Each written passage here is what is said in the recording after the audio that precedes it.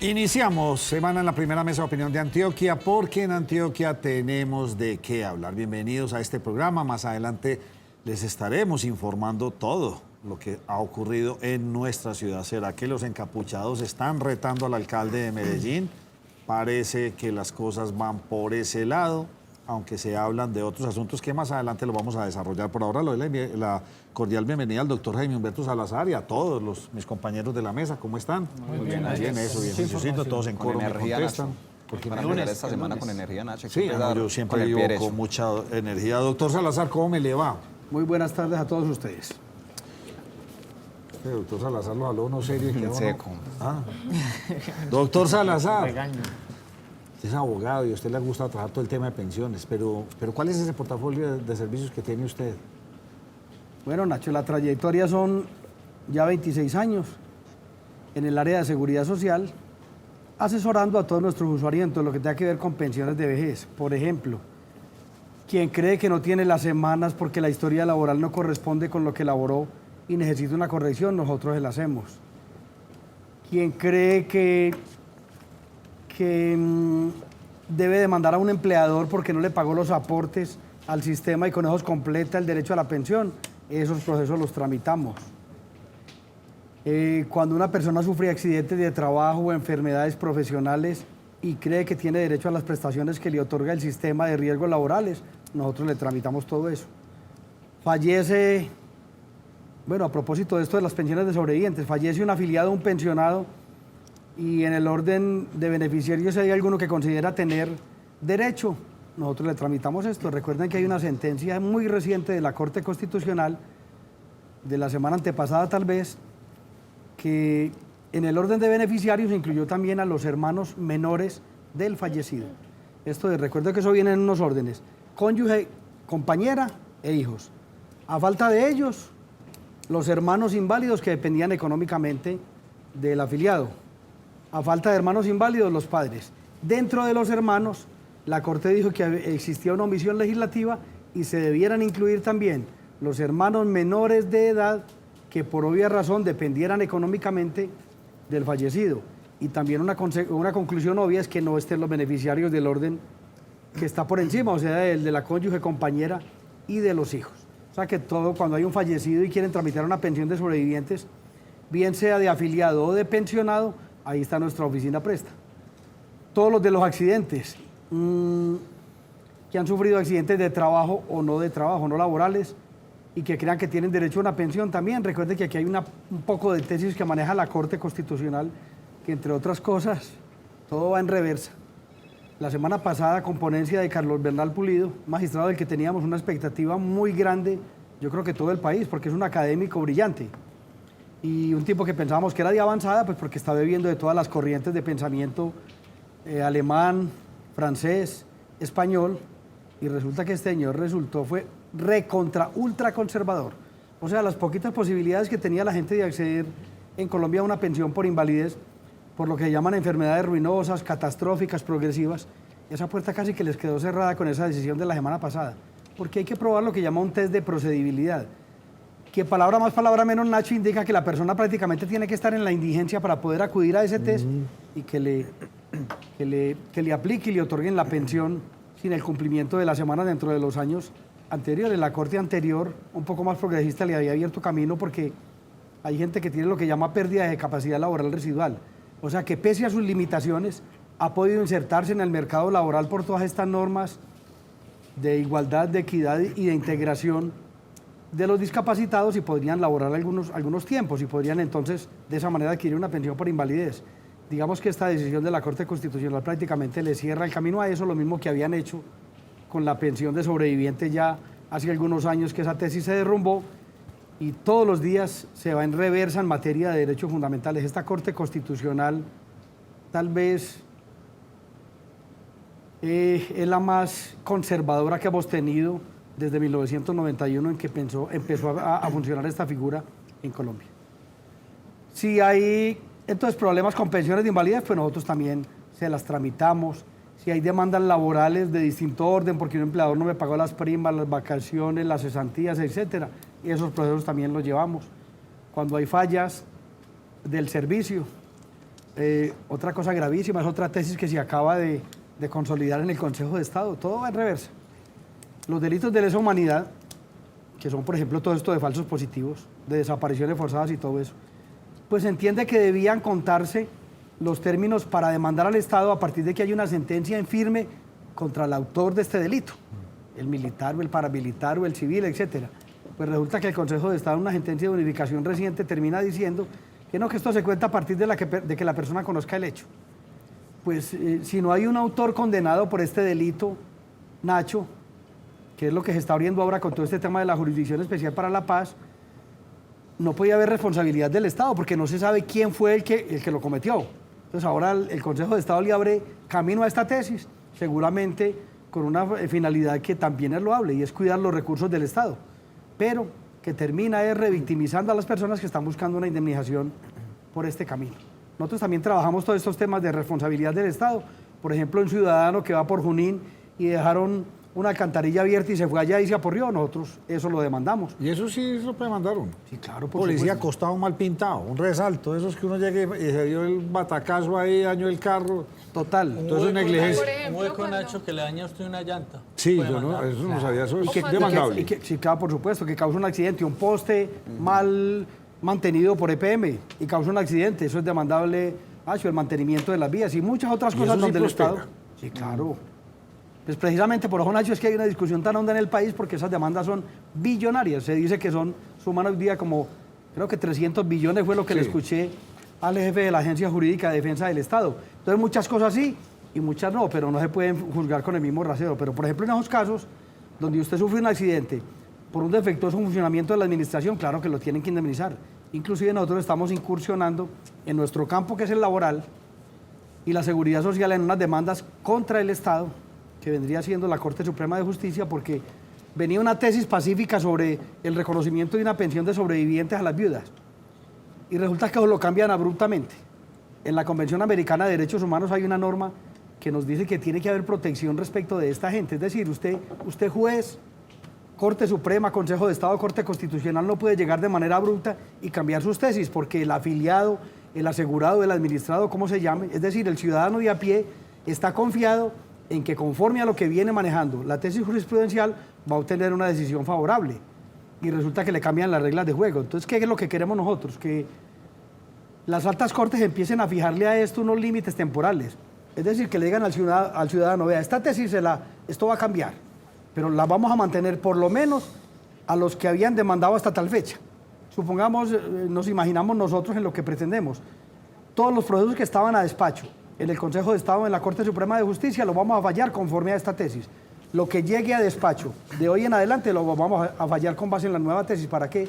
Para que el ciudadano no sea sorprendido con una nueva tesis que ya lo descuelga pues, y le dice que no va a tener derecho a nada. Eso está protegido, como le digo, a través de unos instrumentos internacionales, entre ellos la Convención Americana de Derechos Humanos. De hecho, hay unos fallos en unos temas ya puntuales, no en Colombia, pero sí en otros países de América Latina. Creo que en el Perú, en el Ecuador y en Argentina hay unos casos ya decididos, en Costa Rica por la Corte Interamericana de Derechos Humanos. Abogado, una pregunta. Por ejemplo, todas estas familias que son víctimas de desplazamiento forzado, ¿dónde deberían consultar? ¿Primero a la personería o a un abogado particular para que les trate su caso? Para las ayudas humanitarias hay unos colectivos que están establecidos para esto, porque también había muchos abogados abusando de esto y robándosele a la gente las ayudas humanitarias. Entonces, hay unos colectivos de abogados que aquí en Medellín creo que funciona Forjando Futuros y otros que a través de una acción conjunta tramitan estos procesos y por ahí es más fácil. Todo lo que tenga que ver ya con responsabilidad del Estado, si hay que tramitarlo a través de un abogado, eso pues hay muchos profesionales en la ciudad de Medellín que tramitan estos procesos y en todo el país. Ustedes lo tienen ante la negligencia en muchos casos, en obras públicas y en muchas cosas. Usted se va a un hueco de esos. Por ahí estaba viendo una ciclovía con una alcantarilla en la mitad, pues no sé a quién se le ocurre hacer eso, un ciclista cae ahí. Esto es demandable. Doctor Salazar, ¿dónde lo localizan a usted? Nos localizan, vea, en Medellín, en el edificio San Fernando, en Junín con la playa, oficina 302. En Río Negro, en el centro comercial San Francisco, frente al Sena, en la oficina 215. En Cartagena, en el edificio Arnold Puello, oficina 302, en la avenida Venezuela. Y recuerden que quien tenga alguna duda sobre el tema de nuestro portafolio de servicios nos escribe a una línea de WhatsApp que con todo gusto le respondemos. La línea es el 304-218-8191. Y usted siempre responde. Siempre responde. Doctor Salazar, gracias por habernos acompañado. Gracias a ustedes y el próximo lunes nos veremos de nuevo. Aranceles. Decreto de aranceles se vino en este país, gente molesta. Vamos a hacer una pausa y volvemos con nuestro siguiente invitado. Continuamos en la primera mesa de opinión de Antioquia. Tenemos el placer de tener aquí con nosotros al representante de la Cámara, el señor John Jairo Berrío López. Bienvenido. Gracias, Nacho. Un saludo muy cordial a cada uno de ustedes en la mesa y un saludo muy especial también a toda la teleaudiencia. ¿Quiénes van a paro? Los textileros. En la agremiación textil, lo que pasa, Nacho, es que actualmente el Gobierno Nacional tiene un borrador de decreto de aranceles que pretende modificar las tasas de importación y esto tiene, de importación a textiles, y esto tiene molesto a la agremiación textilera. Puntualmente el presidente de la Cámara Colombiana de Textiles y Afines, de Confección y Afines, está, digamos, conversando con los gremios para salir a paro. Todavía no han establecido una fecha, sin embargo, están en conversaciones con el Gobierno Nacional también para que les modifiquen esta tasa que, según ellos, está perjudicando la producción nacional. No entiende uno, representante, este asunto. Uno tratando de proteger la industria, pensaría uno que estas medidas lo que hacen es proteger de ese canibalismo chino tan impresionante, porque realmente producen a muy bajos costos. Una industria textilera colombiana que pienso que hay unas empresas aquí que fabrican telas de primer nivel y muy buena calidad. Explíquenos un poco usted sobre este decreto de los aranceles. A ver, lo que sucede es que en un momento dado el Estado colombiano, el gobierno, había colocado unos aranceles para proteger la industria nacional. Estos aranceles fueron demandados ante la Organización Mundial del Comercio por Panamá. Efectivamente, esos aranceles cayeron y en ese momento, cuando se estaba viendo un boom de la confección y de los textiles en Colombia, cayó inmediatamente. Cayó el empleo porque las confecciones y textiles generan un gran número de empleos en este país. Se calcula que alrededor de 1,5 millones de personas dependen económicamente de una forma directa o indirecta de las confecciones. Entonces ha venido de capa caída las confecciones debido a las importaciones del continente asiático, ya ni siquiera desde la misma China. La misma China ya está mandando inclusive a maquilar al norte de África, inclusive a Etiopía, a Bangladesh. Porque allí la mano de obra es mucho más barata que la... Es muchísimo más barata, vale en promedio $50 el mes, cuando aquí hay que pagar alrededor de $350 el mes. Y en un producto que tiene una intensiva mano de obra. El 40%, se calcula que entre el 35 y 40% del valor final de una prenda de vestir se compone ese costo en mano de obra. Entonces ya podemos ver, cuando un país de estos tiene una mano de obra tan barata, cómo competir. Algunos dicen hay que modernizar la industria de la confección, hay que tecnificar, hay que avanzar en la tecnología, pero ¿cómo avanzamos si efectivamente la mano de obra, que es tan importante en el precio final, en el costo definitivo de una prenda de vestir, es tan importante? Nosotros en el Congreso de la República, en el Plan de Desarrollo, fijamos un arancel del 37.9% a las prendas de vestir que vienen sobre todo de Asia, de aquellos países con los que no se tiene tratado de libre comercio. Prendas de vestir ya confeccionadas y terminadas. Sí, confeccionadas. 37.9%. ¿De dónde sale el arancel? ¿Por qué sale esa cifra tan extraña? El máximo permitido por la OMS es el 40%. Entonces, en una concertación en el Congreso decidimos que fuera una cifra muy cercana al 40%. Cada camiseta que me venga de otro lugar tendrá que entrar a Colombia con un impuesto del 37.9. Sí, más o menos quiere decir eso, sí. Con un casi un 40% de un mayor costo. Y aquí también ingresaron los textiles, o sea, los rollos de tela y todo eso, también ingresan ahí. Ahí está, es las confecciones terminadas. Muy bien. Las confecciones. Como la maquila. El producto confeccionado, el producto terminado, confeccionos. Y entonces explíqueme una cosa, entonces ¿por qué están bravos? ¿Quiénes están bravos? Lo que sucede es que la Corte Constitucional, estos artículos del Plan de Desarrollo que protegían la industria nacional, pero más que proteger la industria nacional, se protegía la mano de obra colombiana versus la extranjera, fue demandado ante la Corte Constitucional y la Corte hace 2 semanas tumbó este artículo.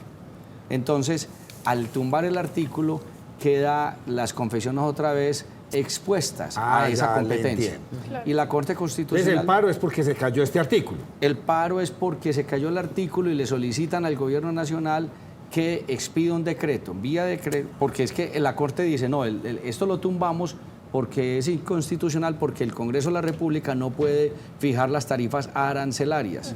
A nivel Constitución no se puede. Entonces las tumba porque no es permitido por la Constitución y dice, esto debe ser a través vía decreto presidencial, decreto del gobierno.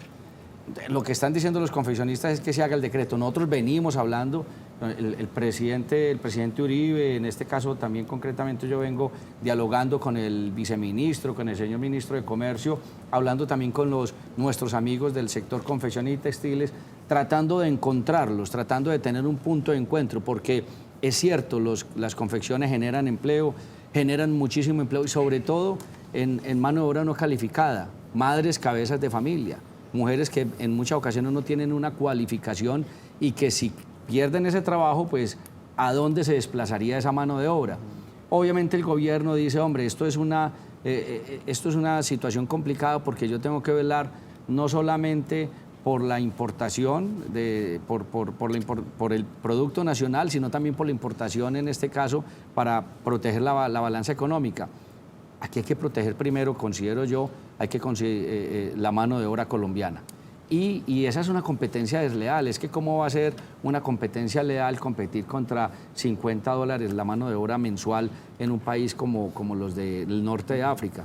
Lo que se está pidiendo entonces es que el gobierno nacional haga ese decreto. Esperamos que en el transcurso de esta semana, desde muy temprano, en horas de esta mañana muy temprano, venimos en contacto permanente con el gobierno nacional, el presidente Uribe está muy pendiente también, estamos trabajando al respecto. Aspiramos que entre la noche de hoy, ojalá el día de mañana, logremos llegar a un punto de encuentro donde quede bien. ¿Cuánto está la tasa en este momento? No, en este momento no hay nada. ¿Qué está pidiendo? Están en ceros, o sea, pueden traer sin cero arancel. En este momento está sin aranceles, porque se cayó el arancel colocado por el Congreso de la República. ¿Y entonces antes viene de sin cuánto estaba arancel. el arancel, antes de todo este enredo? La verdad no recuerdo, pero estaba muy cercano al 40% cuando fue demandado por Panamá, que eso ya hace ya varios años. Ahora, en la pasada feria de Colombia Express, nosotros podíamos ver el positivismo de los confeccionistas de este país. Uno los veía cerrando negocios con mucho entusiasmo, teniendo en cuenta que podía caerse esta norma por la Corte Constitucional, como efectivamente sucedió, pero sin embargo había entusiasmo y había inversión en el sector confeccionista. Esa alegría desbordada hoy ya se ve con una preocupación grande.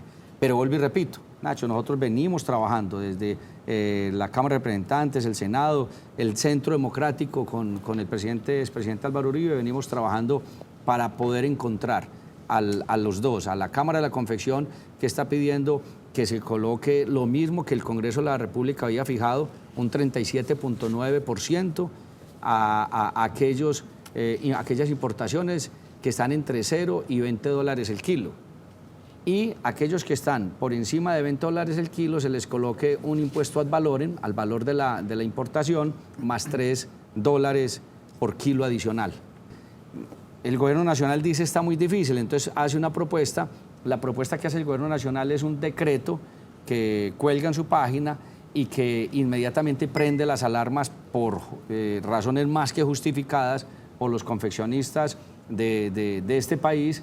Y entonces estamos tratando que entre ese borrador de decreto, que no es un decreto obviamente, es el borrador del decreto, y la propuesta que tiene la Cámara de la Confección, haya un punto de encuentro que satisfaga a ambas partes, pero que sobre todo le dé posibilidades a que la confección se siga desarrollando en este país y siga generando mucho empleo. ¿Por qué cree usted que ha sido tan difícil, digamos, concretar este decreto? Porque realmente esta industria, desde que yo tengo memoria, ha luchado precisamente todo el tema arancelario, pero realmente nunca ha habido como ese punto de enfoque, o nunca ha habido como ese impulso que ustedes necesitan, porque realmente se han sentado varias veces en esta mesa a decir que están concretando mesas con el gobierno nacional, que se están dialogando, pero nunca hay un paso más allá. ¿Qué es lo que pasa? ¿Por qué es tan difícil? A ver, lo que hay que hacer claridad es que con nosotros en el Congreso de la República se concretó y se aprobó en el plan de desarrollo la protección a la mano de obra colombiana a través de un arancel del 37.9%, casi que pegado al techo. Entonces sí hubo ya un tema concreto al respecto y fue aprobado el año pasado en el Plan de Desarrollo Nacional. Lamentablemente, pues estamos en un país de leyes y aquí el que considera que se violentó una norma, pues tiene todo su derecho de demandar. Algunas personas e inclusive instituciones demandaron esta norma del Plan de Desarrollo y la Corte Constitucional definió dentro de su sabiduría que efectivamente era inconstitucional, lo tumba. Entonces ahora ya salimos de ese espacio y entramos a uno nuevo y es donde dependemos netamente del gobierno y que sea el gobierno el que fije esta norma a través de un decreto. Inicialmente, y para ser justos con la verdad, pues el gobierno, cuando lo estuvimos tramitando en el Congreso de la República, no se mostró muy amigable al respecto. Ahora ya es diferente, ahora ya inclusive saca un borrador de decreto, muestra que efectivamente tiene la intención de que se coloque una salvaguarda, en este caso unos aranceles al producto asiático, al producto norteafricano, pero ese arancel que se coloca allí no es el que realmente está necesitando la industria de la confección. Ahí hay que entrar entonces a sopesar, porque el Ministerio de Comercio se compone de dos viceministerios, uno que es el de Industria y el otro del Comercio Exterior. Sí. Entonces el de Comercio Exterior va a definir, un momentico, me están colocando unos aranceles muy altos a esto y yo necesito tener una negociación con estos países en estos otros términos. Entonces el gobierno tiene que nivelar esa balanza. Ahí es la complicación de esta situación. Pero yo creo que es complicada porque la balanza está totalmente patas arriba. O sea, totalmente. Estamos en pérdidas completas. O sea, totalmente. Importamos más de lo que exportamos. Entonces hay que ponerle coto a esto, si no... Estamos totalmente de acuerdo, y por eso nosotros estamos en defensa, vuelvo y repito, de la mano de obra colombiana, no de la mano de obra extranjera. Estamos en favor de la mano de obra colombiana y nosotros consideramos que esto va en vías a defender esa mano de obra colombiana. Claro, es que exportar aguacates pues debe ser muy bueno y probablemente, pero hombre, es que tengo un negocito de venta de aguacates o de banano. Pero lo uno versus la generación de empleo es considerablemente de análisis. Tres aspectos y en el resumen y se entiende mucho mejor la situación. Uno, vuelvo y repito, cuando usted coge una prenda de vestir y la costea, entre el 35 y 40% del costo de esa prenda de vestir es la mano de obra. La mano de obra es mano de obra intensiva.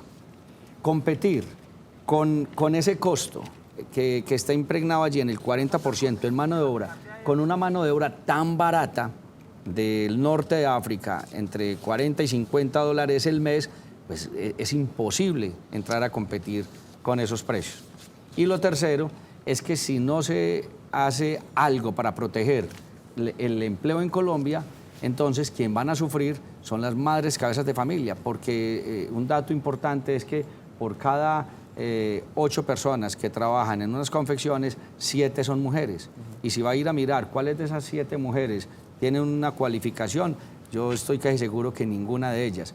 Entonces, ¿qué va a pasar con esa mano de obra femenina no cualificada, no calificada, si les trasladan esa mano de obra y pierden el espacio laboral? ¿Qué va a pasar con ellas? ¿Usted cree que va a salir? Yo creo que ya hay un borrador, ya hay una puerta abierta del gobierno. Yo creo que lo que hace falta es juntar esas voluntades y vuelvo y repito, desde el Centro Democrático, con el Congreso, con el Senado y la Cámara y sobre todo con el presidente Uribe, venimos trabajando desde muy temprano, desde las 5:30 de la mañana ya estábamos prestos en el teléfono, en comunicaciones con Bogotá, aquí mismo, verificando cuáles son las posiciones de la Cámara de la Confección, unos un poco más ortodoxos, un poco más flexibles, pero como en todo, yo creo que lo que aquí hay que buscar es el consenso estoy seguro que en cuestión de horas vamos a lograr ese consenso. Nacho, la Cámara de Comercio entregaba datos de las exportaciones y las importaciones en el departamento de Antioquia. Importamos 7.515 millones de dólares, exportamos 4.677 millones de dólares en el departamento de Antioquia. Eso quiere decir que tenemos un déficit en la balanza comercial de la bobadita de 2.836 millones de dólares, en el caso del departamento de Antioquia. Y eso que Antioquia es el departamento quizás más dinámico en venta. Mejor dicho, en este momento el país casi que lo está sacando Antioquia y sobre el final del año lo sacó Antioquia en dinamismo comercial. ¿Usted no considera que de pronto sea aprobado o no este decreto? De igual forma, ese 1.600.000 de empleados que está generando el sector textil se van a ver perjudicados, porque sea que se apruebe o no esa tasa arancelaria, igual se van a ver en desventaja con la producción que usted mencionaba, que incluso, a mi juicio, me parece que raya hasta los Esclavismo. índices de esclavitud. Sí. Completamente. Totalmente de acuerdo, es una mano de obra prácticamente esclavizada y así lo dicen las noticias internacionales, inclusive también en esos grandes talleres que están en el norte del África. Eso es cierto.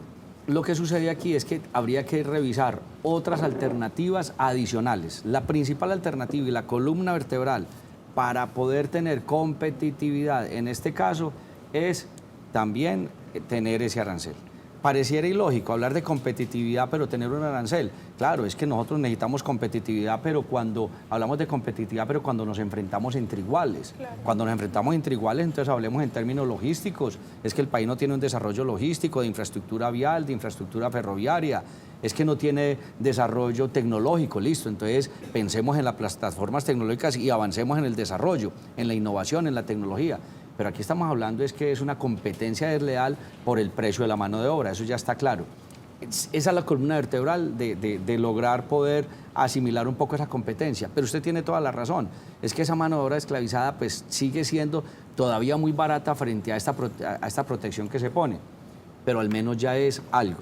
Lo otro es también tener muy claro que se necesita aumentar la POLFA, la policía aduanera, porque pues El arancel efectivamente, aumenta el contrabando. efectivamente el contrabando sigue entrando El por todos lados arancel de nuestro aumenta el país. contrabando. Entonces, eso es lo segundo. Lo Mire, tercero. José, es que hay una cosa, y perdóneme, dígame lo tercero para... Sí, lo tercero, se necesita una política de crédito, ojalá a través de Bancoldes, unas líneas de crédito muy blandas para lograr la tecnología, la tecnificación de las empresas confeccionistas en este país, donde tengan un capital de trabajo, donde tengan un capital allí instalado en la maquinaria y en la técnica. Entonces, son diferentes aristas las que podemos analizar respecto a cómo realmente enfrentar esa competencia.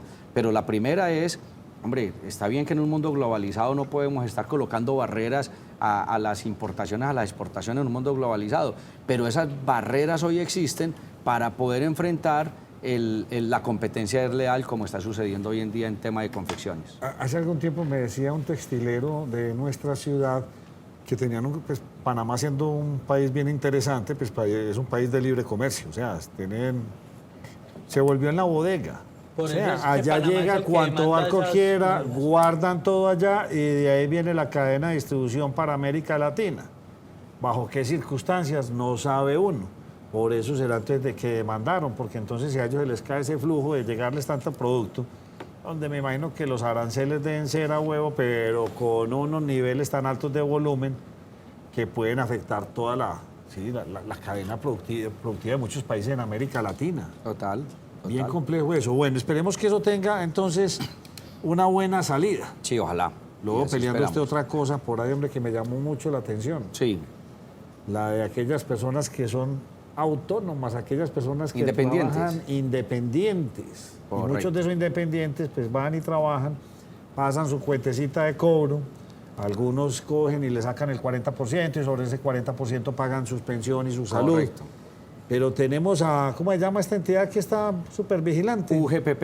Ay, ay, ay, y como que muchos le tienen pavor a la UGPP. ¿Usted qué está haciendo en ese sentido? Precisamente, y está de moda ahora que la Corte Constitucional también declaró inexequible un artículo del Plan de Desarrollo que habla sobre la cotización de independientes.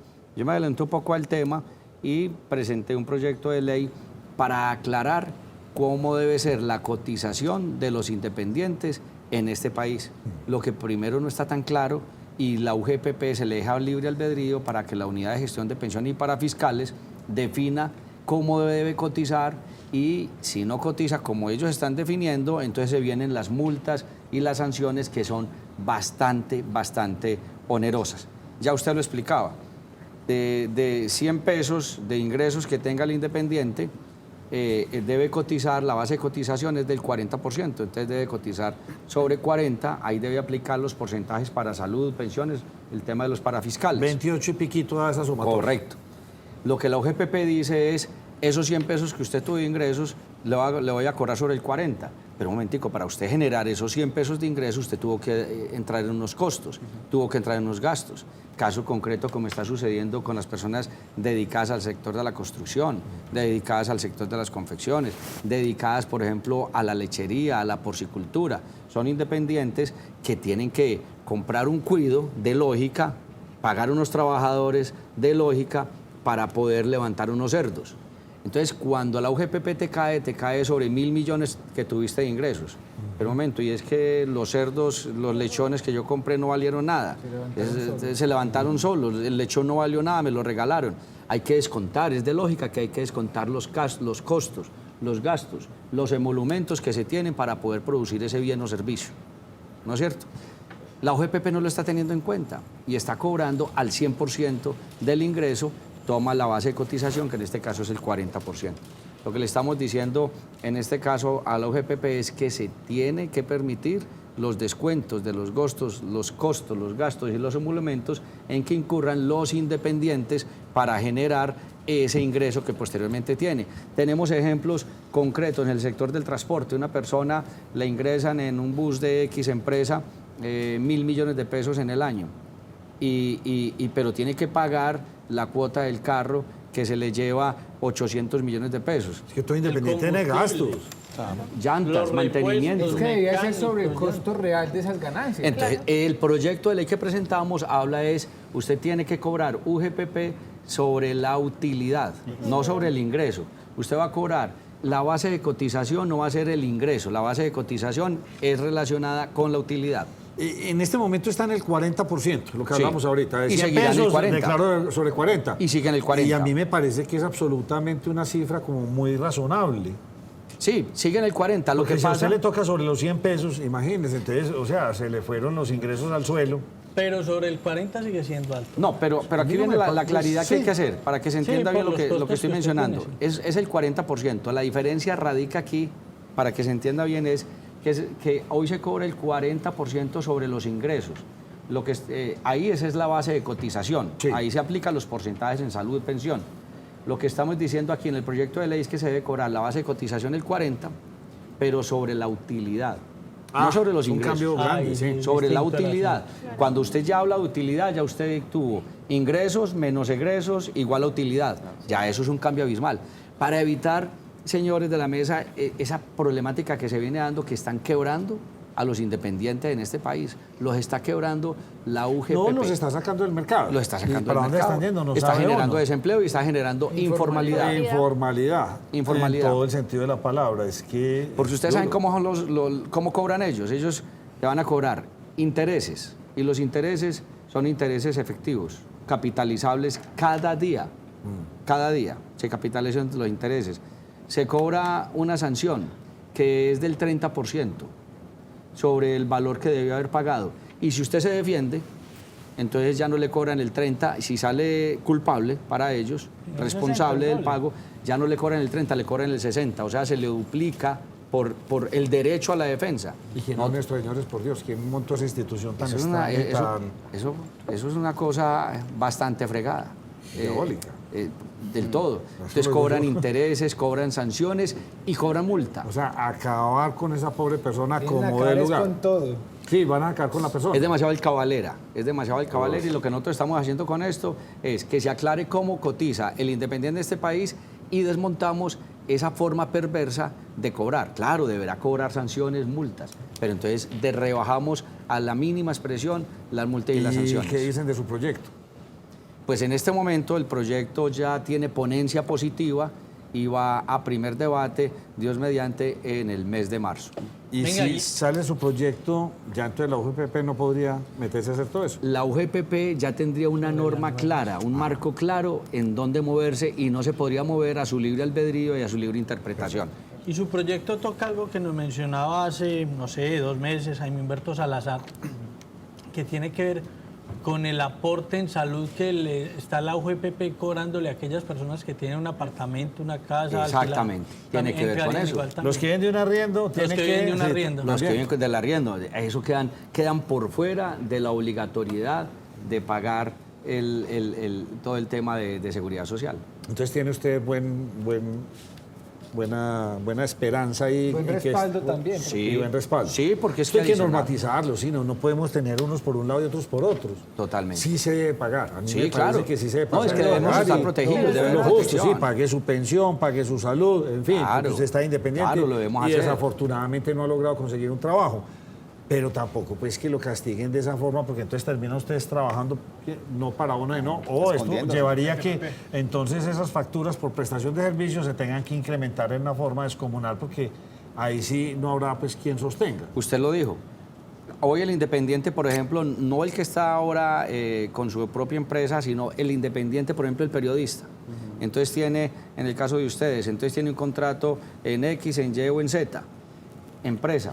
Hoy tiene que cotizar por cada contrato. Lo Por mismo cada que un contrato. artista, Pero un es que usted cantante. se enferma 3 veces, o, no, usted se enferma una sola vez y usted cotiza una sola vez. ¿Qué estamos diciendo? Y salió ya en la ponencia, ¿qué estamos diciendo? Usted debe cotizar por un solo contrato. Eso sí, el de mayor valor. Es que no estamos en contra, es que estamos a favor, obviamente, de que se pague la seguridad social en este país. Es que, a propósito, y si quieres enseguida hablamos del proyecto de ley que presenté, el tema pensional, pero estamos de acuerdo, hay que hacerlo. Pero no en la forma en que hoy se está trabajando y no en la forma en que está tramitando, quitándole los recursos que de una manera muy difícil el independiente en este país los está consiguiendo. Bueno, vamos a tener que volver al estilo gringo. Total. ¿Qué hace un gringo? Tiene 3 trabajos. En el día, por la noche, al Pero amanecer. yo no entiendo- Sí, es muy duro. Yo no entiendo algo, por ejemplo, el porcentaje que se paga para pensión finalmente, sea muy alto, sea muy bajito, eso no se ve reflejado también como en beneficio de la persona que Sí, lo claro. está pagando. Sí, Entonces claro. no sería tan negativo o tan positivo disminuirlo o aumentarlo.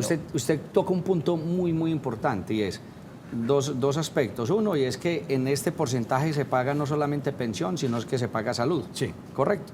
Entonces, si nosotros lo miramos allí, desde el punto de vista de pensión, tienes toda la razón, pero es que ahí está ligado el tema de salud.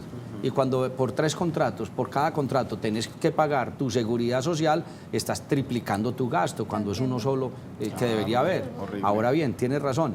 Cuando hablamos No, de pensión... no es horrible, Julián, porque Nacho, igualmente pero- usted está cotizando más y eso al término de su vida laboral. Pero en pensiones, se no en le- salud. En Sí, pensión, pero en salud, salud, pero- no, y en el en salud, salud, Nacho, por en ejemplo, salud. Pero usted por ahí sea- dicen que esa es la pirámide, entonces que Claro. acordemos que los de abajo le ayudan a los de arriba Ay, Nacho. y usted tiene 3 Pero, trabajos. por 3 ejemplo, servicios. si No, usted sí. fuera un cantante, se debe presentar 3 veces al día en diferentes lugares, tiene que pagar 3 veces salud en diferentes Sí, lugares. eso sí. Y si se presenta 5 veces a la semana, No, queda no, sin- eso no sin tendrá dónde plata. ser. Ahora, en pensión estamos de acuerdo. Podría suceder. Lo que sucede allí es la descapitalización también del independiente. Y es que está ahorrando más a futuro, pero se está quedando sin liquidez en el presente. Entonces, esas 3 cosas hay que Y la analizarlas liquidez la también. necesitamos Y para que la liquidez economía se mueva. necesitamos. Como usted Totalmente tiene de acuerdo. afán y va a dictar clase. va a Voy dictar- a una clase de maestría, Ah, yo va soy a el una alumno. clase, usted es alumno, ojalá que no le pongan Entonces puede ahorita llegar tarde. falta y no tenga examen. FOMPES, ¿qué es eso? El FOMPED. FOMPED, Sí. ¿terminan de? Sí, Ok. en T. FOMPED. FOMPED. Yo presenté, estoy estructurando un proyecto de ley que tiene que ver con los recursos del FOMPED.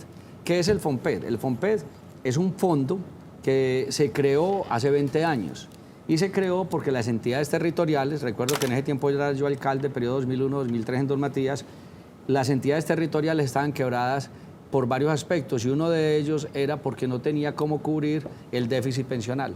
El déficit pensional era bastante oneroso para las entidades territoriales. Se creó el FOMPED y la forma de alimentar ese fondo. Hoy todavía existe el FOMPED y existe la forma de alimentar el fondo y gracias a Dios el FOMPED dio resultado positivo. De los más de 1000 municipios que tiene este país, solamente 100 todavía presentan un déficit pensional. Más de 1000 ya hoy no tienen déficit pensional. ¿Qué dice la ley? Que cuando el municipio tenga, la entidad territorial tenga el 110% de la deuda pensional asegurada, podrá presentar proyectos de inversión para desarrollar sus proyectos en su territorio. Yo no estoy de acuerdo.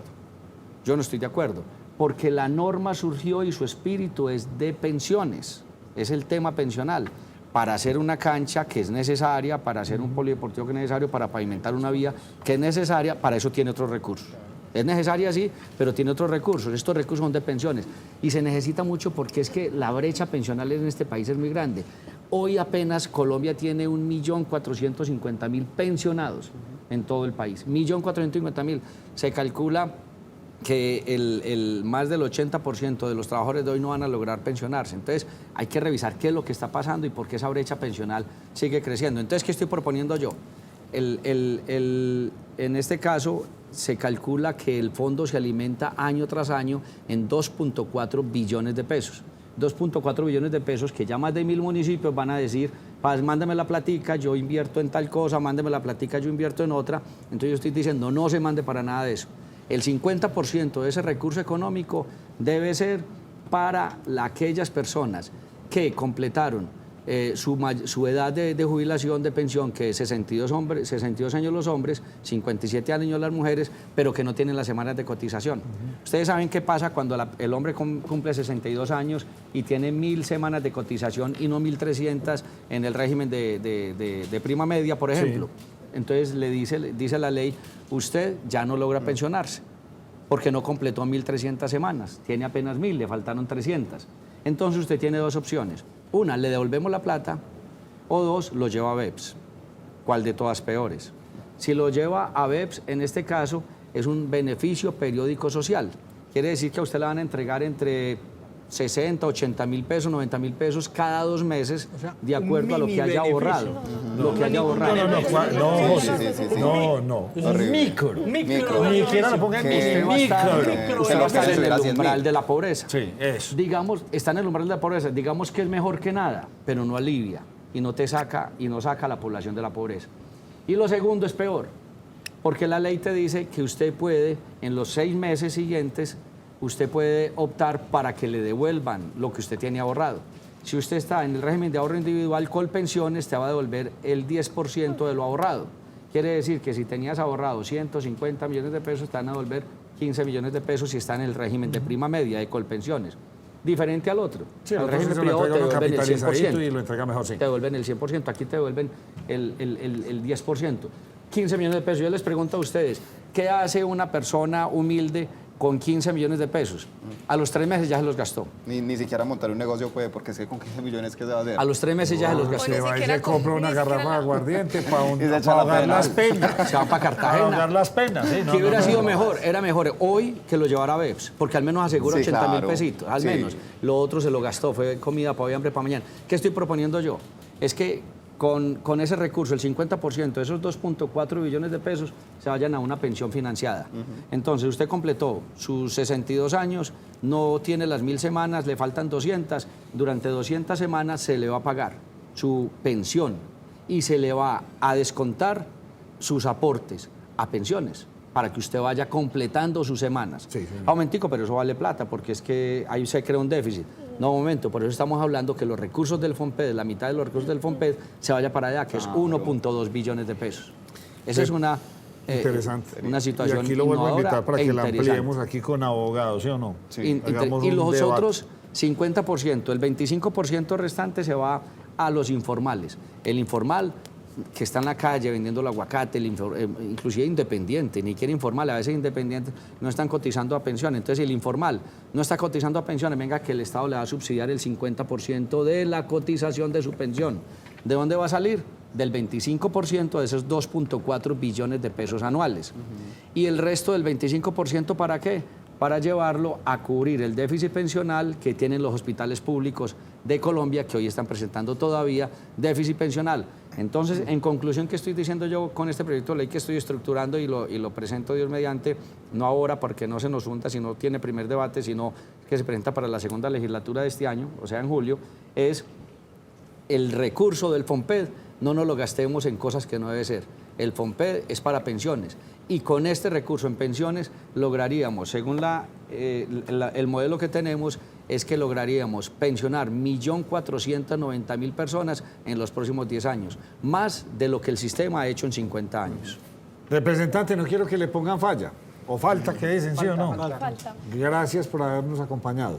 Aquí siempre a la Espero orden. volverlo a invitar. Claro, por favor. Muy Que bien. venga con buenas noticias, Nacho, que aprueben. Sí, que aprueben el 37, privados, que eso que estable, que susto con la UGPP.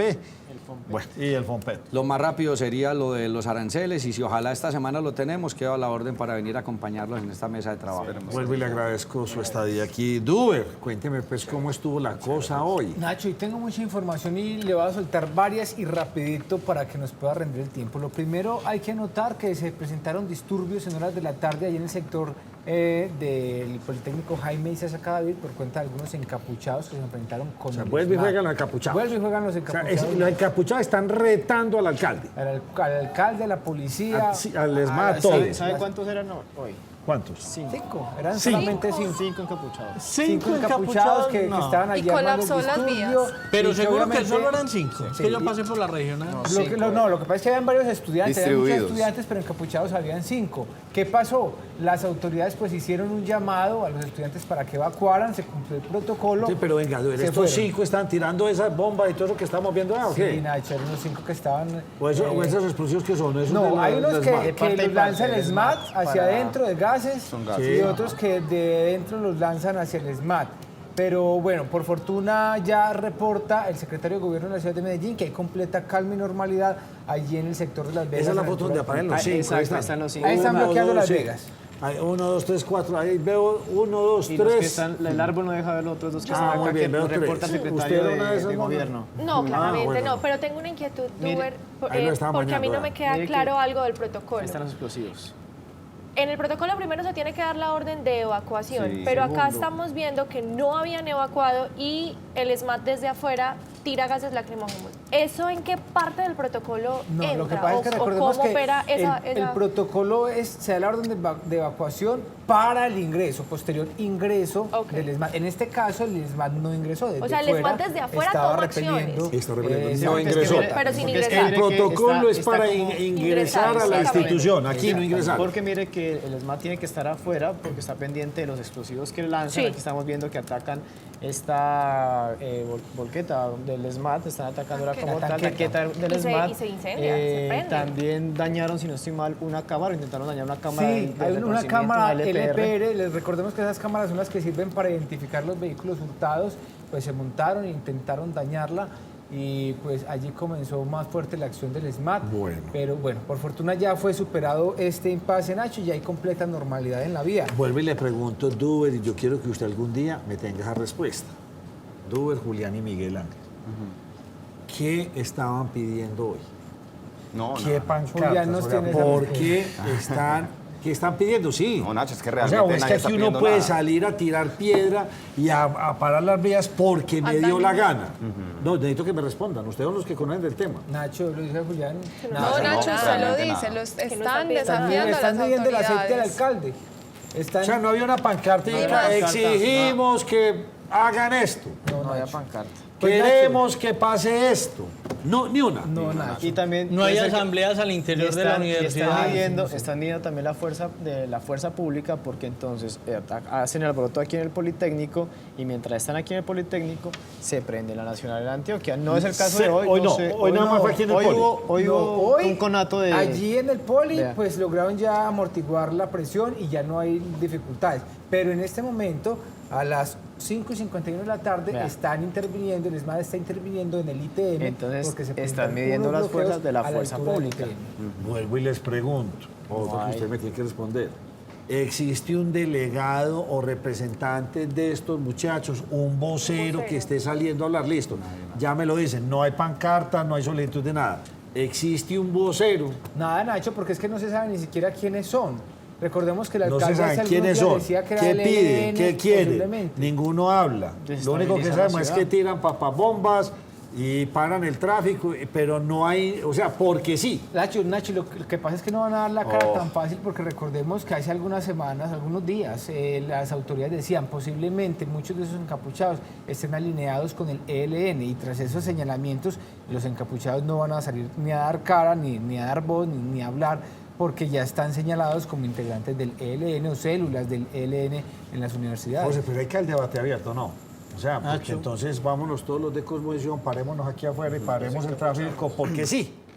Nacho, Porque yo- sí, y ya. ¿Qué pasa, Y Nacho? desde Es que aquí es en el una balcón comunidad... empezamos a tirar papas bombas. ¿Por qué? Porque Yo sí. soy de los que piensan, Nacho, no, que es el que el caguete, alcalde que se tal. puso a torear la gente. Yo creo que es una comunidad ¿por muy qué te hermética, puso a Nacho. torear? ¿Qué hizo él? No, a mí me parece que no la toreó. Por la instalación del protocolo, Él fue claramente la instalación esa del es una de las Porque razones existía desde principales hace por las mucho, cuales es que ellos están El protocolo ha ahí. existido desde Sí. siempre. Pero el Fue muy protocolo claro de desde un permitir principio, el desde ingreso, que era ¿no? candidato. No También. sé, pero Va a yo el entrar escenario lo más veo y muy hay- distinto aquí los a la hilos. anterior Los maestros administración. marcharon. Normal. Normal, Sí, todo normal. tranquilo. Sí, tenemos una marcha en estos días hemos visto marchas pacíficas donde Sí. hay peticiones y hay voceros. Exactamente. Sigo sin entender estos muchachos qué es lo que pretenden. El Día de los Cinco. Maestros fue porque ellos se unieron a la movilización Porque de lo los maestros cogen y ese era el como motivo, el pretexto. Día de los Maestros. Y Dude, Las y esto peticiones no de es los marcha, sino Usted que se es... me va a camuflar de estudiante. Con morral. Y va a ir a preguntar. Está bien, Usted Nacho. le va a decir, yo no soy Dube, yo soy el clon de Dube. Voy a ¿Por tratar. qué están saliendo a parar el tráfico? Pero Nacho, lo que sí podemos hacer es tratar de establecer un puente de comunicación ahí con los encapuchados, si de pronto nos logran, pues los podemos Pues entrevistar, Gisela ya logramos tiene uno que hacer está dispuesto a contacto. hablar acá. Vamos a ver si logramos concretarlo porque sí queremos que nos expliquen el por qué. Así O, es. bueno, entonces al menos si hay uno que venga acá, es el vocero. Y entonces ese vocero que venga a decirnos por qué. Nacho, que no venga, que por lo menos le reciba a uno una llamada y le hacemos entrevista por llamada. Listo, perfecto. Mañana mismo Sería hacemos perfecto. esa gestión. Nacho, pero venga, yo le que le iba a dar varias noticias. y usted Vaya que ahí, que varias. tengo mi invitado sentado y Ah, tiene pues que unas Nacho ganas de se hablar alargó del mucho. tema de... Estoy atragantado con tanta cosa que tengo que contar. Usted mandó unos videos de último minuto. ¿Qué eran esos videos? Los acaba de mostrar también eran estos, Duber, los del Poli. los del Jaime Isaza Cadavid. Que estaban... Desatranquese, Dube. Bueno, Nacho, mire, le va a hablar Nacho sobre un furgón, un accidente que se presentó hoy en horas de la tarde rápidamente. Esto fue allí en Manrique, un furgón que se metió prácticamente en una casa, dañó la fachada. Resulta que este carro se lo robaron allí en el sector de Villahermosa, tenía material de ferretería, dejaron detenido al conductor y una mujer inició el hurto del vehículo, se lo llevó. Por allá en Manrique lo dejó parqueado en una especie de pendiente. Pero bien porque parqueado. se vio, No lo que dejó pasa es que engranado. vio la policía y se asustó, lo dejó sin engranar y el vehículo se empezó a rodar y fue a dar allá a esa casa ¿Qué un contenía el vehículo? motocicleta. ¿Cómo no? ¿Qué contenía? Material para ferretería. Bueno, un motociclista resultó lesionado, fue remitido a la León 13 y allí se está recuperando. La otra, Nacho, rápidamente, es que, bueno, una noticia positiva y es que el municipio de Itagüí anunció hoy que hasta el 30 de octubre de este año habrá el 70% de descuento en los intereses de cualquier infracción que se haya presentado en ese municipio. Las personas se tienen que acercar... Infracción de tránsito. De tránsito. Se tienen que acercar para el descuento. Ojo, Nacho, incluye infracciones también por pico y placa. Nacho, mire, Tengo mejor más, no pero bueno, tenga. le voy a dejar Nacho, ahí. Nacho, porque vea, hay muchas más. le quiero mostrar algo rápidamente porque yo sé que el tiempo se nos va a ir súper rápido, pero son unos videos que me llamaron mucho la atención, están circulando a través de redes sociales. Un fanático haciendo videos en el centro de Medellín, me ponen los puntos los pelos de ¿Un punta. fanático de qué? Pero miren, de hacer videos, solamente que es que me parece impresionante cómo logra hacer estas imágenes. drones o qué? Con Sí, drones, claro, sí. claro, claro. Y han sido, digamos, cuestionados también, Nacho, básicamente el que sigue después de este, porque pues se acerca mucho el dron a las catenarias del metro. Entonces, claramente, pues, si el dron llega a chocar con una de estas catenarias, pues, ocasionaría, pues, que el metro... Ahí está acelerado. Exactamente. El video está Son acelerado. efectos. Pero miren, Nacho, Pero la qué verdad a mí dron. me parece brutal. ¿Qué? No. La imagen. Tremendo. Muy Tremendo. bonito. Las ¿Para imágenes qué? son muy Tremendo- buenas. Se tremenda sabe imagen que en Estados mareadora. Unidos hay competencias de drones Sí. en pistas. Sí. Y son Miren, Nacho, mire. unos duros. Pues es que la verdad se logra percibir la ciudad de una forma que... Muy diferente. Oiga, pero Pero ese eso es es el lo que dron, tiene pues. el dron. Tiene el Mire, dron. mire, ¿no? mire. Porque se Ahí. va hasta lejos. Bueno, venga, aprovechando lo que usted está ahí, dígame, ¿qué hizo la policía con unos productos farmacéuticos o drogas que dicen algunos? Nacho, mire, incautaron en la semana pasada 49 millones de unidades de medicamentos pues que no están siendo, digamos, inspeccionados de forma correcta, son en modalidad de envío, por eso las autoridades pues hacen un llamado también para que las personas pues verifiquen los productos que están comprando, medicamentos. Estos pues son medicamentos de tratamientos de enfermedades digestivas, potencializadores, suplementos dietarios ¿De dónde venían? Nacho, no se sabe todavía de dónde vienen, porque han sido incautados en bodegas del centro de Medellín y por eso las autoridades en estos momentos están verificando si se trata tal vez O sea, de una pero red. no tenían certificado de Etiqueta. importación. No tienen nada, están manifiestos, así. No tienen nada, Nacho. ¿Son marca blanca? ¿Son qué? No, son ¿Línea productos que blanca? existen en el mercado realmente, pero que no tienen estampillas, que no están verificados, que pues realmente pues no se sabe de su procedencia.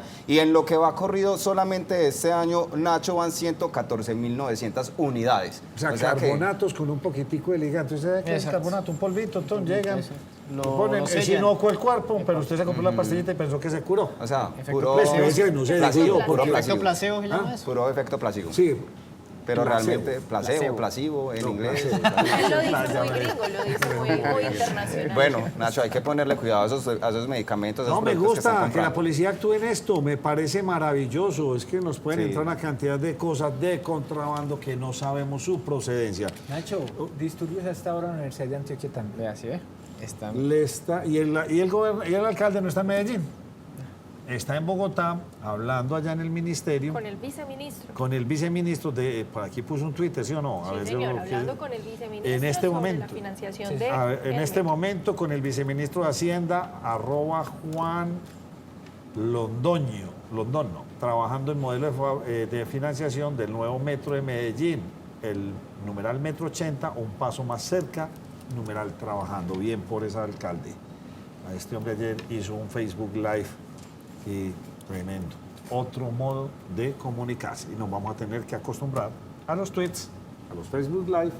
Ya, cada cual tiene su Otra estilo, manera de respetable. comunicar. Usted ahorita me va a mostrar esas imágenes de China tan impresionantes. ¿Tiene alguna local para contarme antes de irme a la pausa? Ay, yo tenía por ahí localcitas. Incendio de Encaño Cristales, por supuesto. Ah, sí, lo vi ayer. tremendo. Sí, señor, y muy duro. A las 4 de la mañana se vino a incendiar. Para cuando estábamos haciendo la primera investigación de este reporte se hablaba de más de 10 hectáreas. Ya aquí se hacía actualización y nos decía más de 50, aproximadamente 50 hectáreas las que sufrieron en Caño Cristales. Y hay un debate muy grande de quiénes están detrás de esto porque son claramente manos criminales. Por allá nos estaba diciendo primero el ministro de Defensa que se podía tratar de disidencias de las FARC que han utilizado esta zona para todos los actos vandálicos que están cometiendo. Sin embargo, cuando la Es que Defensoría mire, del mire, la Pueblo... emisión de incendio fue No, es grande. impresionante, Eso es pura es expansión de frontera impresionante. agrícola. Pero cuando la Defensoría del Pueblo hace presencia y habla con algunos de los habitantes del sitio, le dicen, no puede ser muy cierto que sean las disidencias de las FARC quienes lo ocasionen, porque de hecho ellos se ven beneficiados, es de la zona boscosa, en donde huyen, se esconden y pueden tener... No se crea ese cuento. No, yo pongo sobre le la voy a- mesa no, las le ¿sabe voy qué a- dijo el ministro Le voy a de- decir por qué no. Pongo Porque sobre ellos la mesa las también cartas. tienen atos ganaderos, les Sí, interesa lo señor. que dice tantas veces, dice, quememos para que volvamos esto en potreros y eso Y suele además también utilizan estos terrenos para el narcotráfico. suceder. Total, por eso. Nacho, escuchemos lo que dice el ministro de Defensa. Bueno, vamos rápidamente con el ministro de Defensa. Estamos avanzando en la conformación de una gran fuerza de tarea de protección ambiental que recoja y unifique las capacidades disponibles y desarrolle nuevas, con el fin de impedir que las economías ilícitas sigan destruyendo esos activos estratégicos de la nación.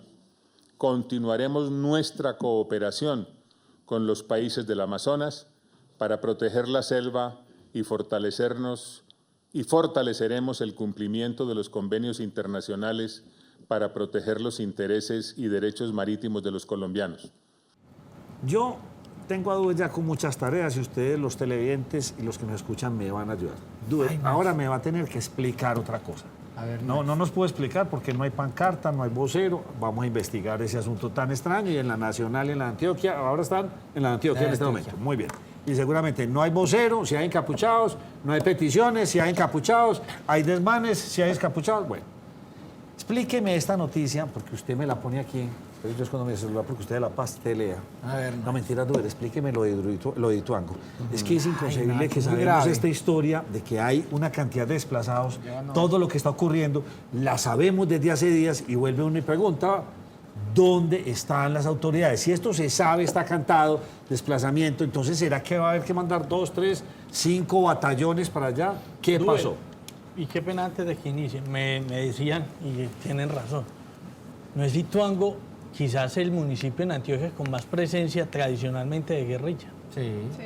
¿cierto? así es. Nacho, Entonces es se que sabe, mire, las cosas y las sabemos de toda la vida. Explíqueme, ¿cuántos desplazados y en qué está la situación? Nacho, pues que se tengan oficialmente, hay 815 desplazados en este momento en la cabecera urbana del municipio de Ituango. Son 800 personas, que no 815 estamos hablando de 10. personas. No, y que están registrados, que reportaron eso. su desplazamiento. Ahora imagínense los subregistros de Sí, las personas Gisela, que no que fueran acceden 10 al... o 15, pero 800, más de 800. Y entonces Nacho, esto inició desde ayer porque según algunos de los desplazados, pues dicen que a través de llamadas telefónicas y otros a través pues, de la presencia de algunos hombres extraños, les dijeron que se fueran de sus viviendas, de sus territorios, de sus fincas, porque iba a haber una confrontación armada entre miembros del Clan del Golfo y las disidencias del Frente 18 de las FARC. Obviamente las personas intimidadas salieron por preservar sus vidas, por preservar sus familias, y a esta hora se están albergando, Nacho, en el coliseo del casco urbano del municipio de Ituango. Y la población 309 familias. no puede dar papaya, uno no sabe. Y si el río suena, piedras lleva. Gisela, una breve suya. Nacho, no, yo quiero continuar con el incendio en Caño Cristales porque me parece muy preocupante. En los últimos meses se han registrado 1.900 hectáreas quemadas. O sea, este suceso que vimos este fin de semana se repite y se ha repetido muchas veces. Estas 1.900 hectáreas equivalen a 10.000 canchas de fútbol. Imagínense la magnitud de la quema de este lugar, que además es uno de los sitios turísticos más reconocidos a nivel internacional. Colombia tiene este río que es calificado como uno de los más bonitos a nivel mundial. El más hermoso del mundo tiene la calificación. A nivel turístico. Muy triste. Miguel Ángel. Nacho, yo le tengo una triste noticia de una colega que falleció ayer en el municipio de Girardota cuando practicaba senderismo, esto en unos charcos del municipio, eso se llama Charcusi, donde ella subió con varios amigos y lastimosamente perdió el equilibrio y cayó 70 metros a un abismo. Ella es una colega, Ana María Montoya, perdió la vida ayer tras caer a este abismo, resbaló y lastimosamente periodista, ella era instagramer, hacía también ejercicios, Monfid era un deportista reconocida por las familias del municipio. Lastimosamente ayer en ese accidente pierde la vida una periodista de 23 años con mucho futuro que se nos fue ayer. Por eso uno no camina al borde de esto, yo le tengo pánico a las alturas. Nacho, lo peor de eso era algo que se especulaba frente a las causas de la muerte. Pues mire que se habla que ella planeó con los amigos ir y dicen que se estaba tomando una foto en la punta más alta para que mirara a Girardota de espaldas por la vista. Se especula que en ese momento que se estaba tomando la selfie, la foto, pisó mal, se resbaló y ahí fue Hemos donde visto cayó. en las redes unos Mire, casos loquísimos. Y fue tan duro el rescate y ya terminó porque a la 1 de la tarde fue que sucedió el incidente y el cuerpo se pudo rescatar hasta después de las 6 de la tarde. Don José Fernando Gil. Nacho, ahorita le estaba hablando de cifras de las exportaciones de la economía antioqueña. El año anterior el departamento exportó 4.677 millones de dólares. ¿Qué fue lo que más exportó en agroindustria? Frutos comestibles, frutas y hortalizas que crecieron, banano, plátano, cayó el café, cayeron las flores, en prendas de vestir caen bastante los vehículos, Nacho. Dicen que el tema de los vehículos se da en gran medida por Argentina y por México. Sí, mucha de la producción que tenía Sofasa se la han ido llevando para Argentina y para... Pero falta porque ya Argentina... Por un lado, pero por otro lado, usted sabe cuál es la situación del mercado argentino. No, ya están quebrados. Ya y en lo que está entrando México. Sí. Entonces, ahí grave el asunto. Está creciendo en el tema de los vehículos Ecuador. A Ecuador sí se está exportando bastantes vehículos. Decreció algo plástico, máquinas y aparatos mecánicos y prendas de vestir. Y sigue siendo nuestro principal destino de exportaciones Estados Unidos. Estados Unidos, sí, señor. Italia, pero, y sabe, ahí en la cifra, se veía Italia, que hoy sí, por hoy está en el ojo del huracán con el tema del coronavirus, es el segundo. Creció bastante. Ecuador el tercero, que vamos creciendo. Ecuador y México. Y México, situación Pero complicada. ¿sabe qué es lo muy impresionante, diría yo, de la lectura de esta gráfica? El tema Italia. Es que Italia prácticamente lo triplicamos en el último año. Italia, como es un fenómeno cadena que se va a seguir presentando por el tema del coronavirus, póngale cuidado. Que ya viene China, Corea, Italia.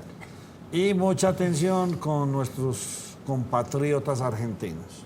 Ya dijeron, no vamos a poder pagar, estamos endeudados hasta el alma y Argentina no sale de ese endeudamiento cada tanto tiempo.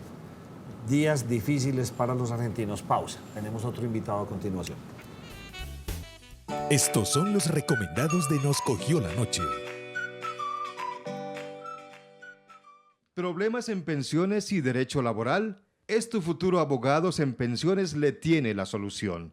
Pensión de vejez, invalidez, sobrevivientes, traslado de régimen a Colpensiones y todo lo relacionado con derecho laboral y seguridad social.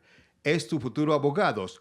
Mayor información en el teléfono 310-665-8193. 310-665-8193.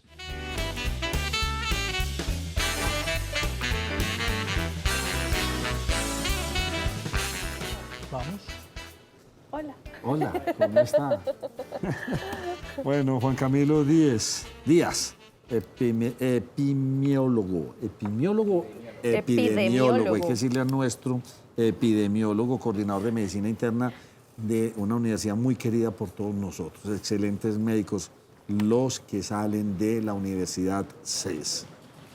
Doctor, ¿cómo ha estado? Muy bien, Nacho. Bueno, Muchas aquí, gracias. en esta pausa estábamos tratando de definir y entonces mis compañeras dicen, no, esto es una pandemia, qué susto. Doctor, ¿qué es una pandemia? Bueno, cuando hablamos de pandemias hay que tener en cuenta que es una definición epidemiológica donde se toman en cuenta como 3 aspectos fundamentales. El primero de los aspectos es que sea un virus nuevo, ¿sí? Como ocurre en el caso del coronavirus, es digamos, identificado hace más o menos unos 3 meses. Antes no sabíamos, no existían en los seres humanos. Entonces esta es la primera condición. La segunda condición es que sea de fácil transmisión. Es decir, antes creíamos cuando empezó que era de animales a humanos, ya hoy sabemos que es de personas a personas y esto lo hace ser muy contagioso porque es por secreciones respiratorias. Y la tercera... Y haciendo una acotación, no sé, escuchaba los de la BBC la semana pasada que estaba pues como que muy atento y ya ni siquiera es por la tos, o sea, estaban hablando de las heces y, o sea, están diciendo no crean que es tanto tos, o sea, ese nivel y en China no hay una cultura muy como la nuestra. Entonces, que por ahí también. Eso es importante saberlo porque las vías de excreción de diferentes agentes son o por vía respiratoria a través de secreciones o por algunas otras secreciones como la materia fecal o la orina, ¿sí? Digamos que en este momento tenemos pleno conocimiento en que son secreciones respiratorias, ¿sí? Y se está tratando de determinar y concluir si por otras secreciones también. Bueno, perfecto. Y el tercer punto para determinar si hay una pandemia o no es la capacidad de estos virus de generar muerte, ¿sí? Entonces digamos que este virus, hasta lo poco que conocemos de él, tiene esas 3 características. Por eso la OMS está considerando declararla una pandemia pues, ya en el mundo. Hubo hace más o menos unos 20 días aproximadamente una reunión donde se plantearon la misma pregunta y determinaron, venga, ¿qué vamos a hacer? Pero después de esa reunión no hemos tenido otra convocatoria de Organización Mundial de la Salud. Sin embargo, las alertas tienen que estar pues, presentes en todo momento frente a la detección temprana y la intervención de las personas que puedan tener manifestaciones de la enfermedad. Doctor, hablando de esas formas de contagio, pues hace aproximadamente 3 semanas decían, no, por artículos que se compran desde China no se va a contraer el virus o no se va a traer, por ejemplo, hasta Colombia las personas que compramos desde China. La pregunta es, ¿de pronto puede mutar este virus y efectivamente contraerse en esos artículos que se compran desde China? Bueno, en este momento tenemos unos datos extrapolados de otros tipos de coronavirus. Si recordamos, en el mundo ya han habido 2 grandes, el virus SARS y el virus MERS. Hay un grupo de científicos en Alemania que han tratado de estudiar estos 2 virus que tienen, digamos, en su genealogía mucho parecido y han encontrado que estos virus son capaces de vivir en el ambiente aproximadamente unos 4 o 5 días en promedio. Hay algunos que pueden vivir un poco más en objetos inanimados. Digamos que esto es una condición real, sin embargo, la recomendación de lavado frecuente de manos es lo que más tiene fuerza frente a tratar de evitar el contagio de estos virus. ¿Qué pasa? Hay muchas cosas que pueden eliminar o erradicar estos virus. Por ejemplo, el alcohol, el alcohol glicerinado que usamos nosotros, o simplemente el jabón puede eliminar estos virus y en la naturaleza se pueden morir. ¿Qué pasa? ¿Que estos virus pueden llegar a mutar? Pues es una posibilidad. Los virus tienen esta capacidad de cambiar sus proteínas y hacerse resistentes a agentes que los puedan presionar. Pues realmente eso depende mucho de la presión que se ejerza sobre estos agentes vivos, ¿sí? Si hay una presión constante, ellos van a cambiar, que es el fenómeno que vemos nosotros en bacterias, por ejemplo, o en algunos tipos de virus que sometemos a tratamientos con antibióticos o antivirales. Sin embargo, digamos que una mutación espontánea, para que puedan sobrevivir, pues no es tan probable que esto ocurra, ¿sí? Porque ellos no tienen una presión, simplemente es el medio natural donde ellos vivirían. Entonces no espera uno que pues ocurra o que ocurra en un corto periodo de tiempo. Andrea nos trae algo que pues, está muy viral en redes, de una pobre señora. Mostrémosle a los televidentes. De una pobre señora, me asustó. De las autoridades. Ya, ahora sí. Oiga, No, yo pero como que no he podido cuando me publican y no me la descubren. Bien, pues, mostremos. sí, vamos a ver unas imágenes que yo lo ponía, ¿será falso, será verdadero, realidad o mito? Se está haciendo muy viral en redes sociales este video en el que supuestamente sería la forma de control que tiene el gobierno chino cuando detectan que una persona tiene los síntomas del coronavirus. En este caso lo que vimos fue la toma de la temperatura, porque uno de los síntomas más puntuales es la alta fiebre. Y no sabemos, Nacho, si esto será bueno, verdad es que yo o vi no. otro diferente. Vea, yo vi, vi otro similar, pero en una estación de metro. A la pobre señora también la pistolita, por eso le dije a la señora, y le hicieron el mismo procedimiento empanicado. Vea esto, ¿ah? Bueno, esto yo no sé si es película, no sabemos. ¿Será real? No conocemos y no ha existido declaraciones de las autoridades Pues para si hicieron- desmentir o para ratificar Si hicieron una que son puesta en escena, ciertos. la hicieron muy bien hecha. Sí. Pero que están asustados. ¿Por qué están tan asustados, doctor? Bueno, como mencionamos anteriormente, este virus ha tenido la capacidad de distribuirse muy rápido en las diferentes poblaciones en los cuales han habido casos ya reportados y la transmisibilidad es bastante eficiente. Esto es la preocupación principal que tenemos y es que traspasa barreras muy rápidamente, traspasa fronteras. Entonces, digamos que hay comunidades cerradas que son, entre comillas, fáciles de concentrar y de meter en cuarentena, pero hay unos individuos que pueden salir de estos espacios y que pueden llevar el virus porque básicamente no tienen ningún síntoma, tienen un periodo de incubación. No está de un ser humano. Una persona, Perfecto. sí. Y tranquilamente, ahora fue descubierto ¿en qué mes? Eso fue En diciembre. Más o menos en diciembre Y son tranquilamente podría ya estar activo desde octubre, desde mitad del año pasado se ha ido, pero quedaron unas muertes aisladas. Exactamente. Es lo que usted nos está diciendo. Entonces, como las personas no todas desarrollan los síntomas, muy probablemente estas personas que migraron de ese epicentro pudieron haber generado algunos contactos por fuera de este país, de Wuhan, y generar infecciones en otros sitios y estas infecciones se van propagando. Entonces, como es tan fácil la propagación en cualquier escenario, porque pues una secreción respiratoria, una tos, un estornudo, es tan fácil de contagiarse, la preocupación grande es esa, que se convierta a nivel mundial rápidamente en una enfermedad que no podamos controlar y que obviamente implica que lleve mayor consumo de recursos en salud y que obviamente tiene una mortalidad pues no despreciable. Ese tipo de virus conviven a cualquier temperatura y en cualquier presión atmosférica. Pues básicamente lo que sabemos de esos estudios de los otros virus relacionados es que ellos a temperatura ambiente más o menos pueden durar lo que les decía, más o menos 4 o 5 días, algunos hasta 9 días pues documentaron los doctores allá. ¿Pero temperatura ambiente de dónde?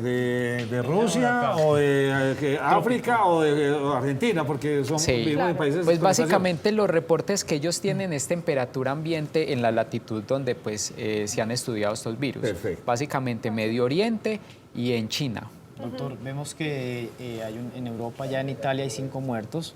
Hay 6, ya hay 6 en la región de Lombardía. Entonces, ya está en Lombardía. Ya está llegando, Sí, como a Occidente. Esta mañana mirábamos que el avión iba de territorio colombiano iba por los colombianos que estaban también en China. Hay mucho susto en la comunidad colombiana porque decimos, bueno, aquí sí estamos preparados para recibirlos a ellos vienen en cuarentena, vienen sanos, pero de pronto ¿No era que llegan con el virus? ese gen de pronto, ese virus lo tendrán recesivo, se podrá de pronto esconder y después mutar, ¿no? O sea, hay como ese temor dentro de muchos colombianos. Bueno, vea, en esto es muy importante que guardemos la calma, ¿cierto? cuando uno habla de medidas de aislamiento protector, pues no habla de cosas muy extrafalarias, ¿sí? Hablamos básicamente de medidas respiratorias. Nosotros que somos los que atendemos, digamos, a una persona enferma, debemos usar unas barreras con unas máscaras, con unos filtros especiales que se llaman filtros de alta eficiencia o N95, y además de eso usamos batas y guantes para protegernos de las secreciones. Si ustedes han podido mirar ya digamos, en otras imágenes que se publican en noticias, se usan a veces unos equipos con unas máscaras, inclusive pues como unas escafandras que protegen todo el cuerpo. Digamos que estas son barreras adecuadas para hacer una protección de las personas que están haciendo el tratamiento o el personal de salud, y las personas que ya están infectadas deben de tener básicamente una protección con mascarillas que disminuya la secreción de las partículas que van en las gotas. ¿Qué pasa? Como esas gotas se vuelven aerosoles, pueden viajar y estar suspendidas en el aire, y esas gotas, cuando una persona que no está enferma entra en contacto con ese ambiente, pues las aspira y obtiene pues la infección. ¿Qué pasa? Estas personas se mantienen en cuarentena, ¿sí? O se aíslan durante un tiempo prudencial. Lo que se considera prudencial son más o menos 2 semanas, que es el tiempo en el cual el virus tiene dos cosas que pueden ocurrir: o infectan la persona y simplemente cursan con una infección, pues digamos, leve, como una gripa, y en 2 semanas el virus se depura y no pasa nada. El sistema inmune del individuo es capaz de generar como defensas para protegerse. Y está el desenlace, que es el que pues no deseamos, que genera una respuesta inflamatoria muy grave y es capaz de producir disfunción de varios órganos y llevar a la muerte al paciente. Entonces, casi que en 2 semanas uno más o menos sabe qué va a pasar con el individuo que tiene la infección. Pero entonces me le toca un poco y preguntarle, ¿ya está cuantificado más o menos el tiempo en el que aparecen los síntomas? Digamos que más o menos se sabe que el periodo de incubación puede ir de 1 a 2 semanas. Y en 2 semanas... Y ya se sabe exactamente, pues, o sea, se puede incubar, pero no a todos los que tengan el coronavirus se muestra con los mismos síntomas. Exactamente. Puede ser que el otro le dé, no sé, dolor, pero era coronavirus, claro, o ya está todo tipificado. Exactamente. ¿Qué sabemos hasta este momento? Que hay personas que desarrollan síntomas gripales, fiebre, tos, expectoración, y hay pacientes que solamente tienen fiebre, otros pacientes que no tienen ningún tipo de sintomatología. ¿Y de esos hay fallecidos? Claro, pero básicamente los que desarrollan síntomas. Sí, los que no desarrollan síntomas hicieron básicamente un fenómeno de respuesta inmunológica donde el cuerpo los protege. Y digamos que en este virus en especial eso es lo que hemos visto. La mortalidad no es tan alta como hemos visto con otros, digamos, predecesores de coronavirus. Con lo que dijo José, ahorita estamos a nada de tenerlo en América. Pues porque si ya tuvo esto en Italia, ya estamos ya a un paso. Ya Italia ya debió haber pasado a otros países, claro, y estará Nacho, rápidamente y eso afecta, en América. Por ejemplo, diría uno bastante la industria del turismo. Pues eso, Sí, claro, en este momento viajar a Sí, Italia, claro. o de Italia para acá. Imagínense que ayer no se jugaron Atalanta Sao Solo, Hellas Verona Parma, Inter Sampdoria. Se han anunciado partidos que se van a jugar a puerta cerrada. Muy bien. Eso tiene un efecto grande. Doctor, uno, pues que cuando hablamos con usted por teléfono, pues oxitetracyclina, ampicilina, antibióticos de amplio espectro. En este momento, los pacientes, ¿con qué los están tratando? Todavía no se ha encontrado el producto que es. Me imagino que todos los laboratorios tienen 24/7, todos sus ingenieros químicos dándole duro a encontrarlo. ¿Con qué se está tratando en este momento? Bueno, en este momento el tratamiento de las personas que están enfermas es con manejo sintomático. Nosotros básicamente enfrentamos una persona que tiene síntomas. Después de que esta persona haga síntomas, identificamos, digamos, factores de riesgo, es decir, susceptibilidad que pueda empeorar sus síntomas, por ejemplo, los ancianos, las personas que son inmunosuprimidas, ¿sí? Y verificamos la condición clínica. En la condición clínica hay un protocolo que es identificar pacientes con infecciones respiratorias graves, ¿sí? Cuando entramos como en este protocolo, ya las personas, aparte de los síntomas básicos de una gripa, pues tienen síndrome de dificultad respiratoria, es decir, están asfixiados, pueden necesitar oxígeno o inclusive pueden fallar la parte respiratoria y requerir ventilación mecánica. En este escenario es donde entramos los médicos a hacer el soporte. Si el paciente hace dificultad respiratoria y necesita un ventilador, pues lo conectamos. Si hace deterioro hemodinámico y se le baja, por ejemplo, la presión y necesita medicamentos para subirla, lo hacemos. Y todo esto lo hacemos en unidades de alta dependencia, cuidado crítico. Pero no hay un tratamiento específico ni para cortar la duración de los síntomas. 3 aspirinas, 2 doles y un jarabe para la tos, eso todavía no está. Todavía no lo tenemos. Doctor, Básicamente síntomas. Ahorita el clima está raro, hay sol, hay lluvia, hay gente ya que está como con gripas. El clima está normal. No, digo raro es porque mire que Está hizo sol en la variando. mañana, en la tarde, ahorita está lloviendo Ya. y hay mucha gente que está con esa gripa. ¿Qué es lo recomendable? ¿Es una gripa normal? Vaya al médico, no salga. Sí, mire. Como, yo sé que el coronavirus pues todavía no está llegando acá, pero ahí No como se es- sabe. No se sabe, porque puede estar o no puede ser muy contagioso, pero si tiene una gripa, No ha llegado. vaya al médico, no vaya al médico, tómese mire. unas vitaminas C. Uy, ¿cómo cuidado con puede eso, hacerlo? porque imagínate, Con ahora eso- se van a llenar todas las urgencias. Claro, de Doctor, gripas. tengo todos coronavirus. Vea, con eso es muy importante identificar una cosa y es que nosotros no solamente tenemos coronavirus, digamos, esto es un boom que ha surgido por la diseminación que ha tenido este virus, sin embargo, nosotros tenemos virus que son mucho más peligrosos, virus como el virus de la influenza, virus H1N1 y otra cantidad de virus que producen cuadros gripales, están Pero los eso sí tienen adenovirus, ya virus respiratorios. Eso sí tienen su producto para... Digamos, no. La influenza, más que un tratamiento muy efectivo, hay un tratamiento que acorta los síntomas cuando las personas tienen infecciones graves, pero tenemos una cosa mejor aún que es la vacuna, que nos alcanza a proteger en gran medida. Sin embargo, las recomendaciones para cualquier tipo de infección viral son las mismas. Básicamente, hay que protegerse cuando uno está enfermo de no diseminar la infección, entonces usar mascarilla en lo posible, aunque la medida de la mascarilla no es infalible, proteger siempre las secreciones cuando uno tose, entonces lo que nosotros recomendamos es hacer esta maniobra. Claro. ¿Sí? Si las personas usan pañuelo hay que tener cuidado porque el pañuelo está cargado de todas estas gotas infectadas, entonces Esos uno bichos no les debería encanta el usar pañuelo. Sí, eso sí es, pero caldo, mejor dicho, ¿los puso usted dónde era? Entonces, digamos, proteger muy bien las secreciones. Las personas que usan la mano para cubrirse, pues esto no se recomienda. No, terrible. Porque básicamente las manos quedan todos los virus. Y sí, lavarse constantemente las manos, tanto la persona enferma como aquellos que pudieran tener contacto. Entonces, no es alertar a las personas para ir inmediatamente a urgencias en caso de tener síntomas de una infección viral, sino consultar cuando esto se sale de lo normal.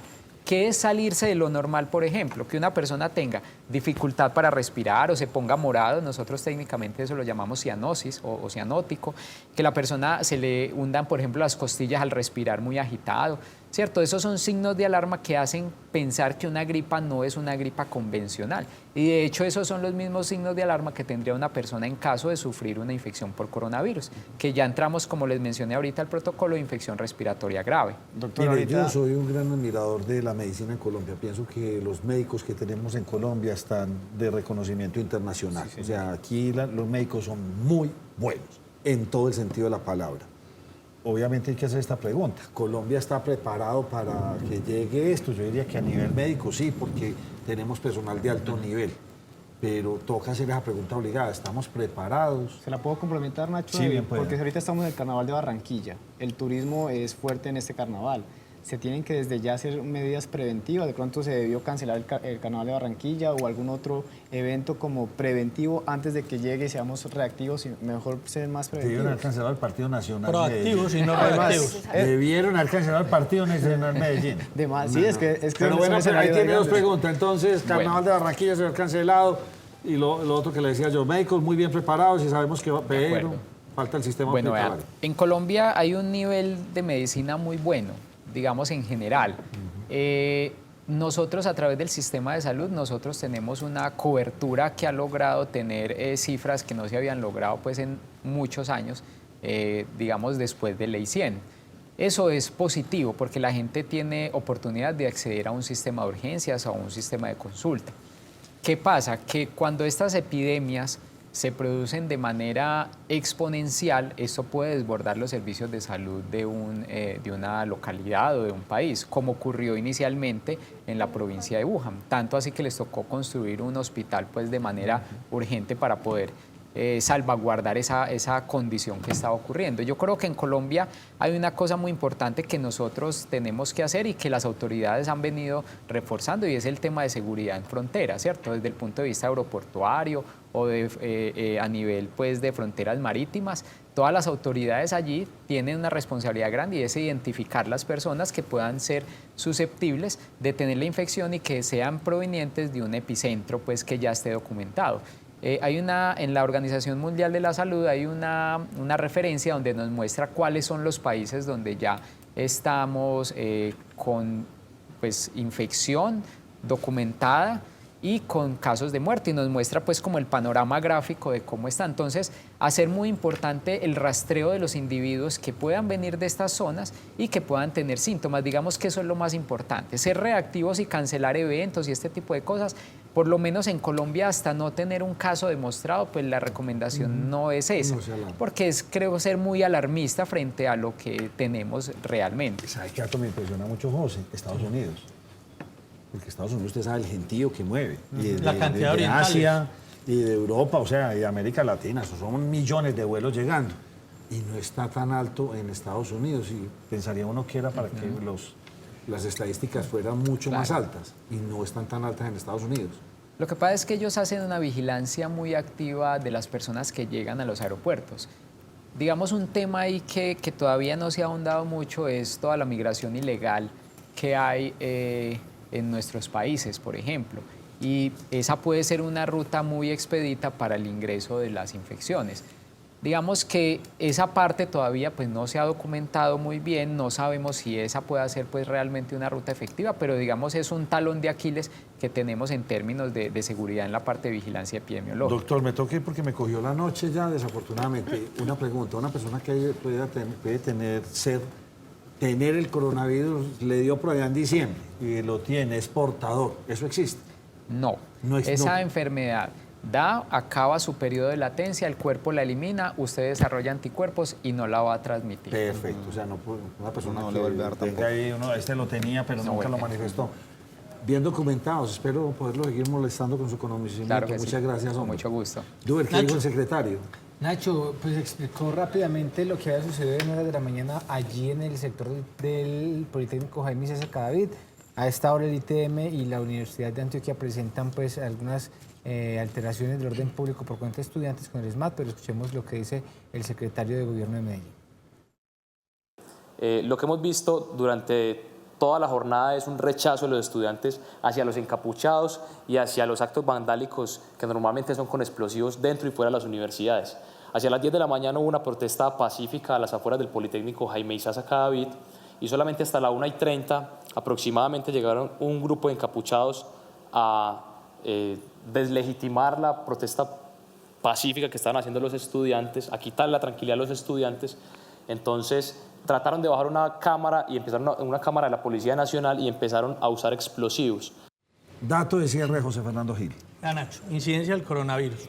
La bolsa de Nueva York, el Dow Jones cayó el 3.5, el Standard & Poor's 500 cayó el 3.4, el Nasdaq cayó el 3.7, el Brent cayó el 3.7, el WTI cayó el 3.7, estamos hablando de petróleo. ¿Y el dólar cuánto cayó? La bolsa de Milán cayó el 5.3, la de Londres el 3.4, la de París el 3.9, todas las bolsas la de Frankfurt el 4.1, la de Madrid el 4.07, la de Seúl el 3.8, la de Tokio el 0.39, esa cayó poquito, la de Hong Kong el 1.7, y en las latinoamericanas, la de México el 2.22, la de Chile el 2.25, la de Colombia apenas cayó el 0.54, Brasil y Argentina hoy no operaron por días feriados. Bueno, va a tener impacto económico en el mundo. ¿Qué? Gigante, Nacho. Sí, señor. Vamos a una pausa. Andrea tiene mucha información que contar.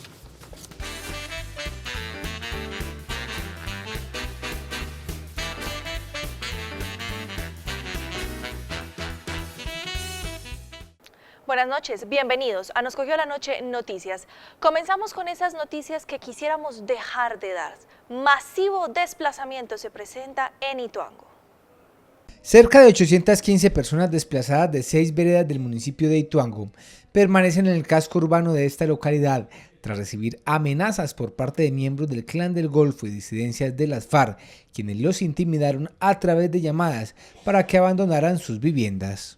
La información que nos da la comunidad es que bandidos del residual del 18 estarían generando temor y amenazas a la población civil del centro poblado del Cedral, con sus veredas de La Araña y el Bajo Inglés y Santana, para que salieran, porque este grupo armado organizado iba a enfrentarse contra el Clan del Golfo.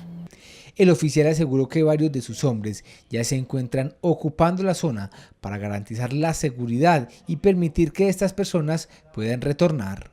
Hemos resuelto ocupar los centros poblados de La Granja, Conguital, Santa Lucía, San Agustín de Leones, Santa Rita, El Aro, El Cedral, el Bajo Inglés y Santana.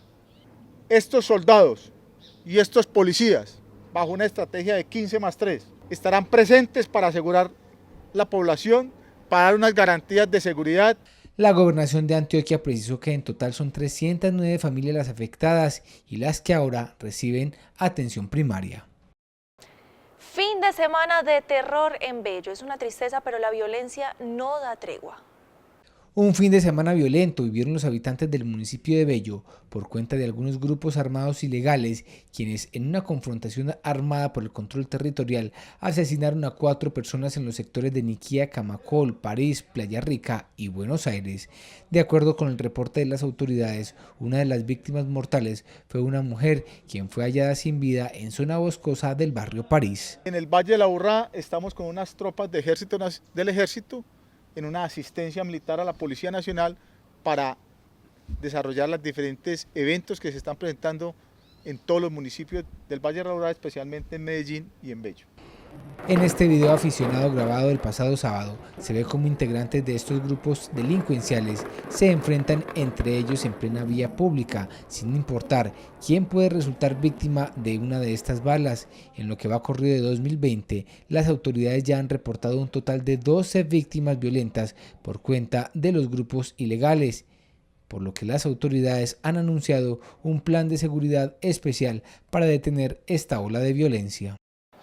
Y vuelven a clase los niños de la Comuna 13. Excelentes noticias y sí se puede. Tras varios días de enfrentamientos y asesinatos en las comunas 12 y 13 de Medellín, los jóvenes volvieron nuevamente a clases acompañados de la institucionalidad. Bueno, hoy estamos acá en la Comuna 13, en la institución educativa Carlos Vieco, dándole la bienvenida a todos los estudiantes de la comuna para que tengan el mensaje que las instituciones de Medellín, las instituciones educativas de Medellín son un territorio de paz y de esperanza. Acá todos seguimos en el colegio, todos vamos a estudiar, es un mensaje a toda la comunidad educativa. Y es que algunos padres de familia tenían temor de enviar a sus hijos a los colegios por los constantes casos de violencia. Por tal motivo también se realizó el lanzamiento del plan de atención integral con estrategias que van desde el acompañamiento psicológico hasta la programación de reuniones periódicas. Tuvimos una desescolarización de 2 instituciones educativas, una de ellas es esta en la que estamos, Carlos Vieco Ortiz, pero en las otras instituciones nos reportaron normalidad, que faltaron los estudiantes que normalmente faltan o el número de estudiantes que normalmente faltan, pero por eso queremos que nunca se cierren las instituciones de nuestra ciudad. Hemos realizado un plan integral de protección escolar acá en la comuna, estamos implementándolo con varios componentes, un componente pedagógico, un componente social, un componente comunitario, porque la misma comunidad nos pidió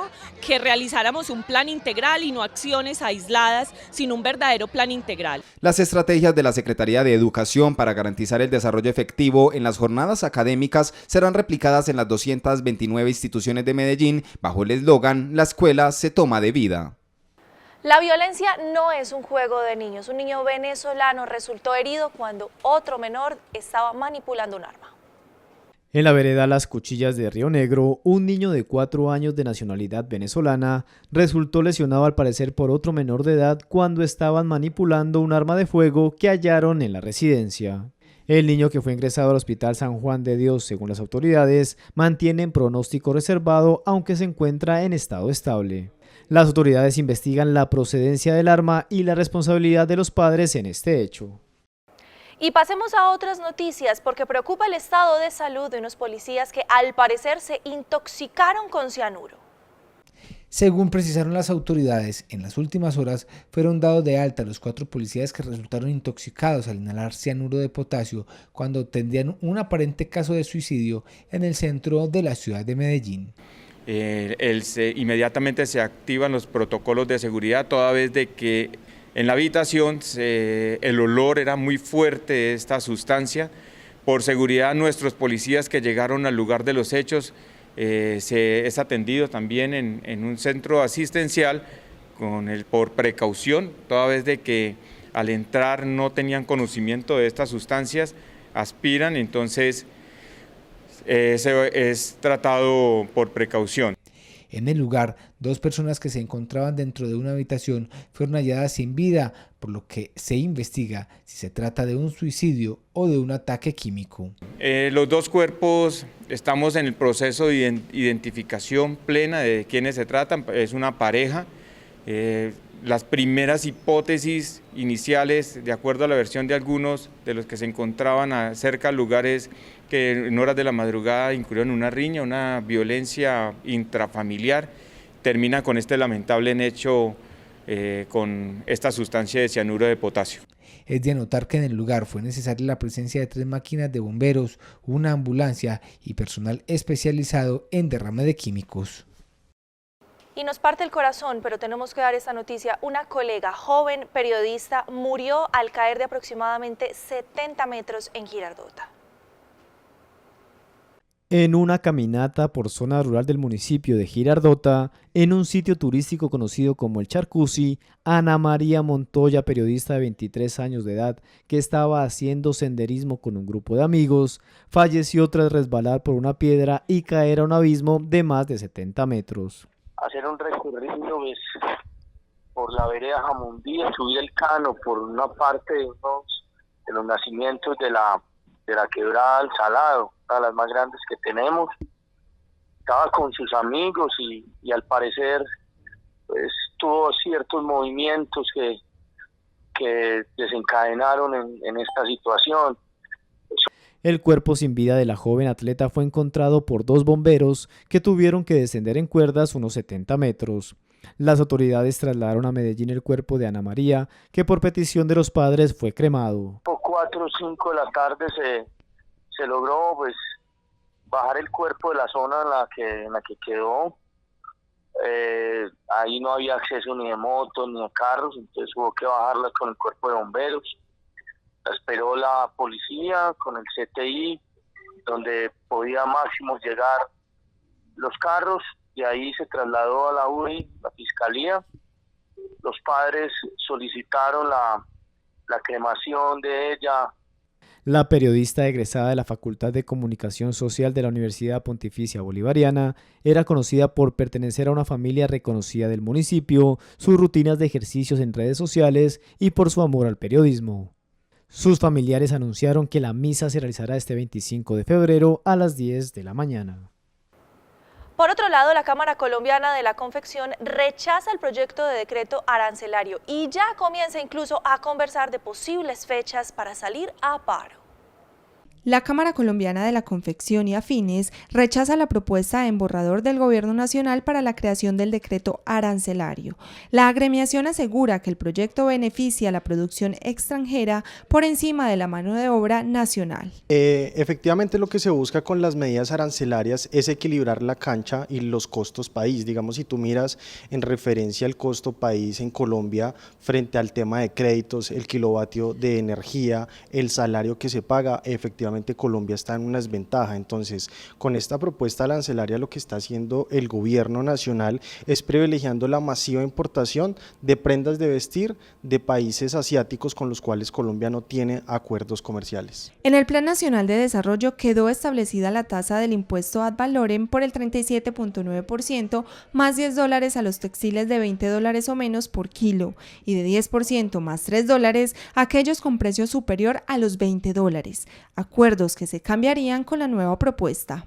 La propuesta del gobierno nacional está alrededor de un 20%, lo cual es lesivo para la industria nacional y para el empleo nacional. Entonces hay que hacerle una pregunta al gobierno nacional si prácticamente nos está llamando a una desindustrialización y a que Colombia hoy se convierta en un país como Chile, en el cual perdió su mano de obra y su industria nacional.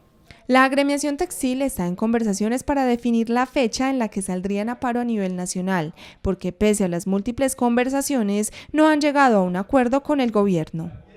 Y atención emprendedores, Créame tiene una nueva junta directiva y está planeando llegar a nuevas regiones. Póngase pilas para que usted se pueda beneficiar. Ampliar la cobertura a otras regiones es uno de los grandes retos del nuevo director ejecutivo de la incubadora de empresas Créame, Juan Miguel Higuita. Todas esas capacidades tenemos que fortalecerlas, ponerlas a disposición de más regiones en el país y compartirla con muchos ecosistemas de América Latina que están recorriendo esta ruta de consolidar ecosistemas de emprendimiento. En ese sentido, nuestro reto es acopiar esas capacidades que nos permiten afrontar ese futuro, compartir más con otras regiones y hacer más en otras regiones del país donde se necesitan ecosistemas de emprendimiento sólidos. Señaló el directivo que aunque el emprendimiento en Antioquia cuenta con un apoyo robusto de la institucionalidad, falta articulación con los demás departamentos del país. Tenemos un conjunto de instituciones y de herramientas que configuran un ecosistema de emprendimiento sólido. Tenemos redes de ángeles inversionistas, fondos de capital de riesgo, incubadoras, aceleradoras, coworkings. Tenemos una política pública tanto local como regional que apoya el emprendimiento y que lo ha hecho durante los últimos 16 años y eso lo hace un ecosistema maduro y sólido. Según los últimos indicadores, Créame sensibiliza en promedio anual más de 40.000 personas, incuba 70 empresas, acelera 29 y escala alrededor de 8 emprendimientos en la región. Y no sabemos si muy tarde, pero lo cierto es que el gobierno crea una fuerza de tarea para protección ambiental, todo a causa de los voraces incendios que estaban azotando la serranía de la Macarena. El ministro de Defensa, Carlos Holmes Trujillo, anunció la conformación de una nueva fuerza de tarea de protección ambiental tras los hechos ocurridos en la serranía de la Macarena, donde voraces incendios consumieron al menos 50 hectáreas de bosque. Estamos avanzando en la conformación de una gran fuerza de tarea de protección ambiental que recoja y unifique las capacidades disponibles y desarrolle nuevas, con el fin de impedir que las economías ilícitas sigan destruyendo esos activos estratégicos de la nación. Continuaremos nuestra cooperación con los países del Amazonas para proteger la selva y fortaleceremos el cumplimiento de los convenios internacionales para proteger los intereses y derechos marítimos de los colombianos. El crimen cometido contra el medio ambiente puso en riesgo la flora y fauna de Caño Cristales, la existencia del loro real y el oso hormiguero, entre otras especies de ese hábitat. Luego de ese suceso, la Presidencia de la República declaró la protección del medio ambiente, la biodiversidad y el agua como un asunto de seguridad nacional. La fuerza pública no se va a retirar de las zonas de los parques nacionales naturales donde los criminales pretenden asentarse. No habrá santuarios del crimen a donde nuestra fuerza pública no pueda llegar. Hay que notificar que no se le va a conceder a los criminales un solo centímetro de nuestro territorio. En articulación, la Fiscalía General de la Nación y el Ministerio de Medio Ambiente, a través de la campaña Artemisa, desde abril de 2019 a la fecha han logrado recuperar 5.300 hectáreas de parques nacionales naturales, incautar 21.564 metros cúbicos de madera, recuperar 316 aves, 3.974 especies entre mamíferos y reptiles, 9.074 peces y han logrado incautar 31.254 kilos de pesca ilegal.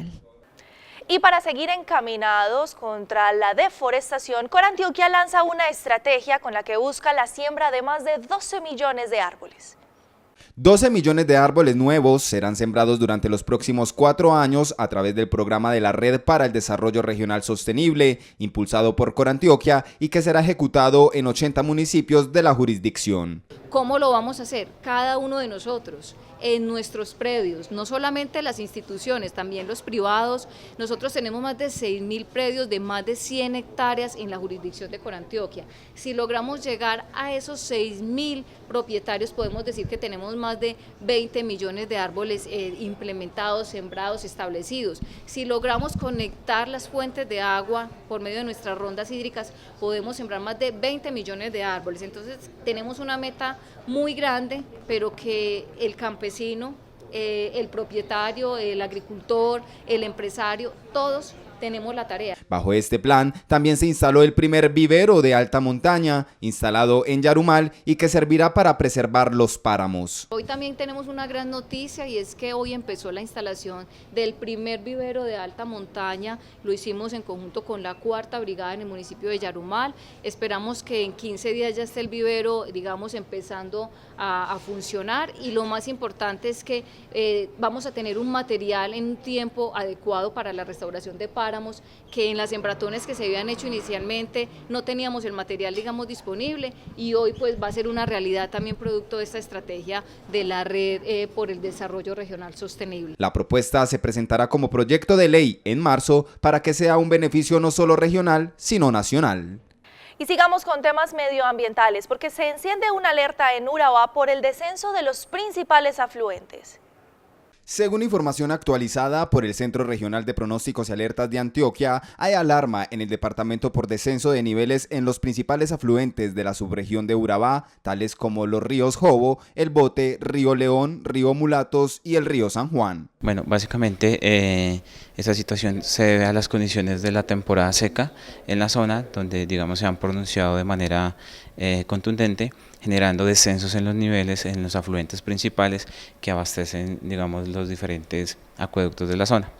Se emite esta alerta para que los municipios y, digamos, las entidades encargadas pues, activen sus planes de contingencia y tomen, digamos, medidas respecto a esta situación de desabastecimiento. En términos de predicción climática, mantenemos que recuerden que marzo es el periodo de transición entre la temporada de menos lluvias a la temporada de lluvias.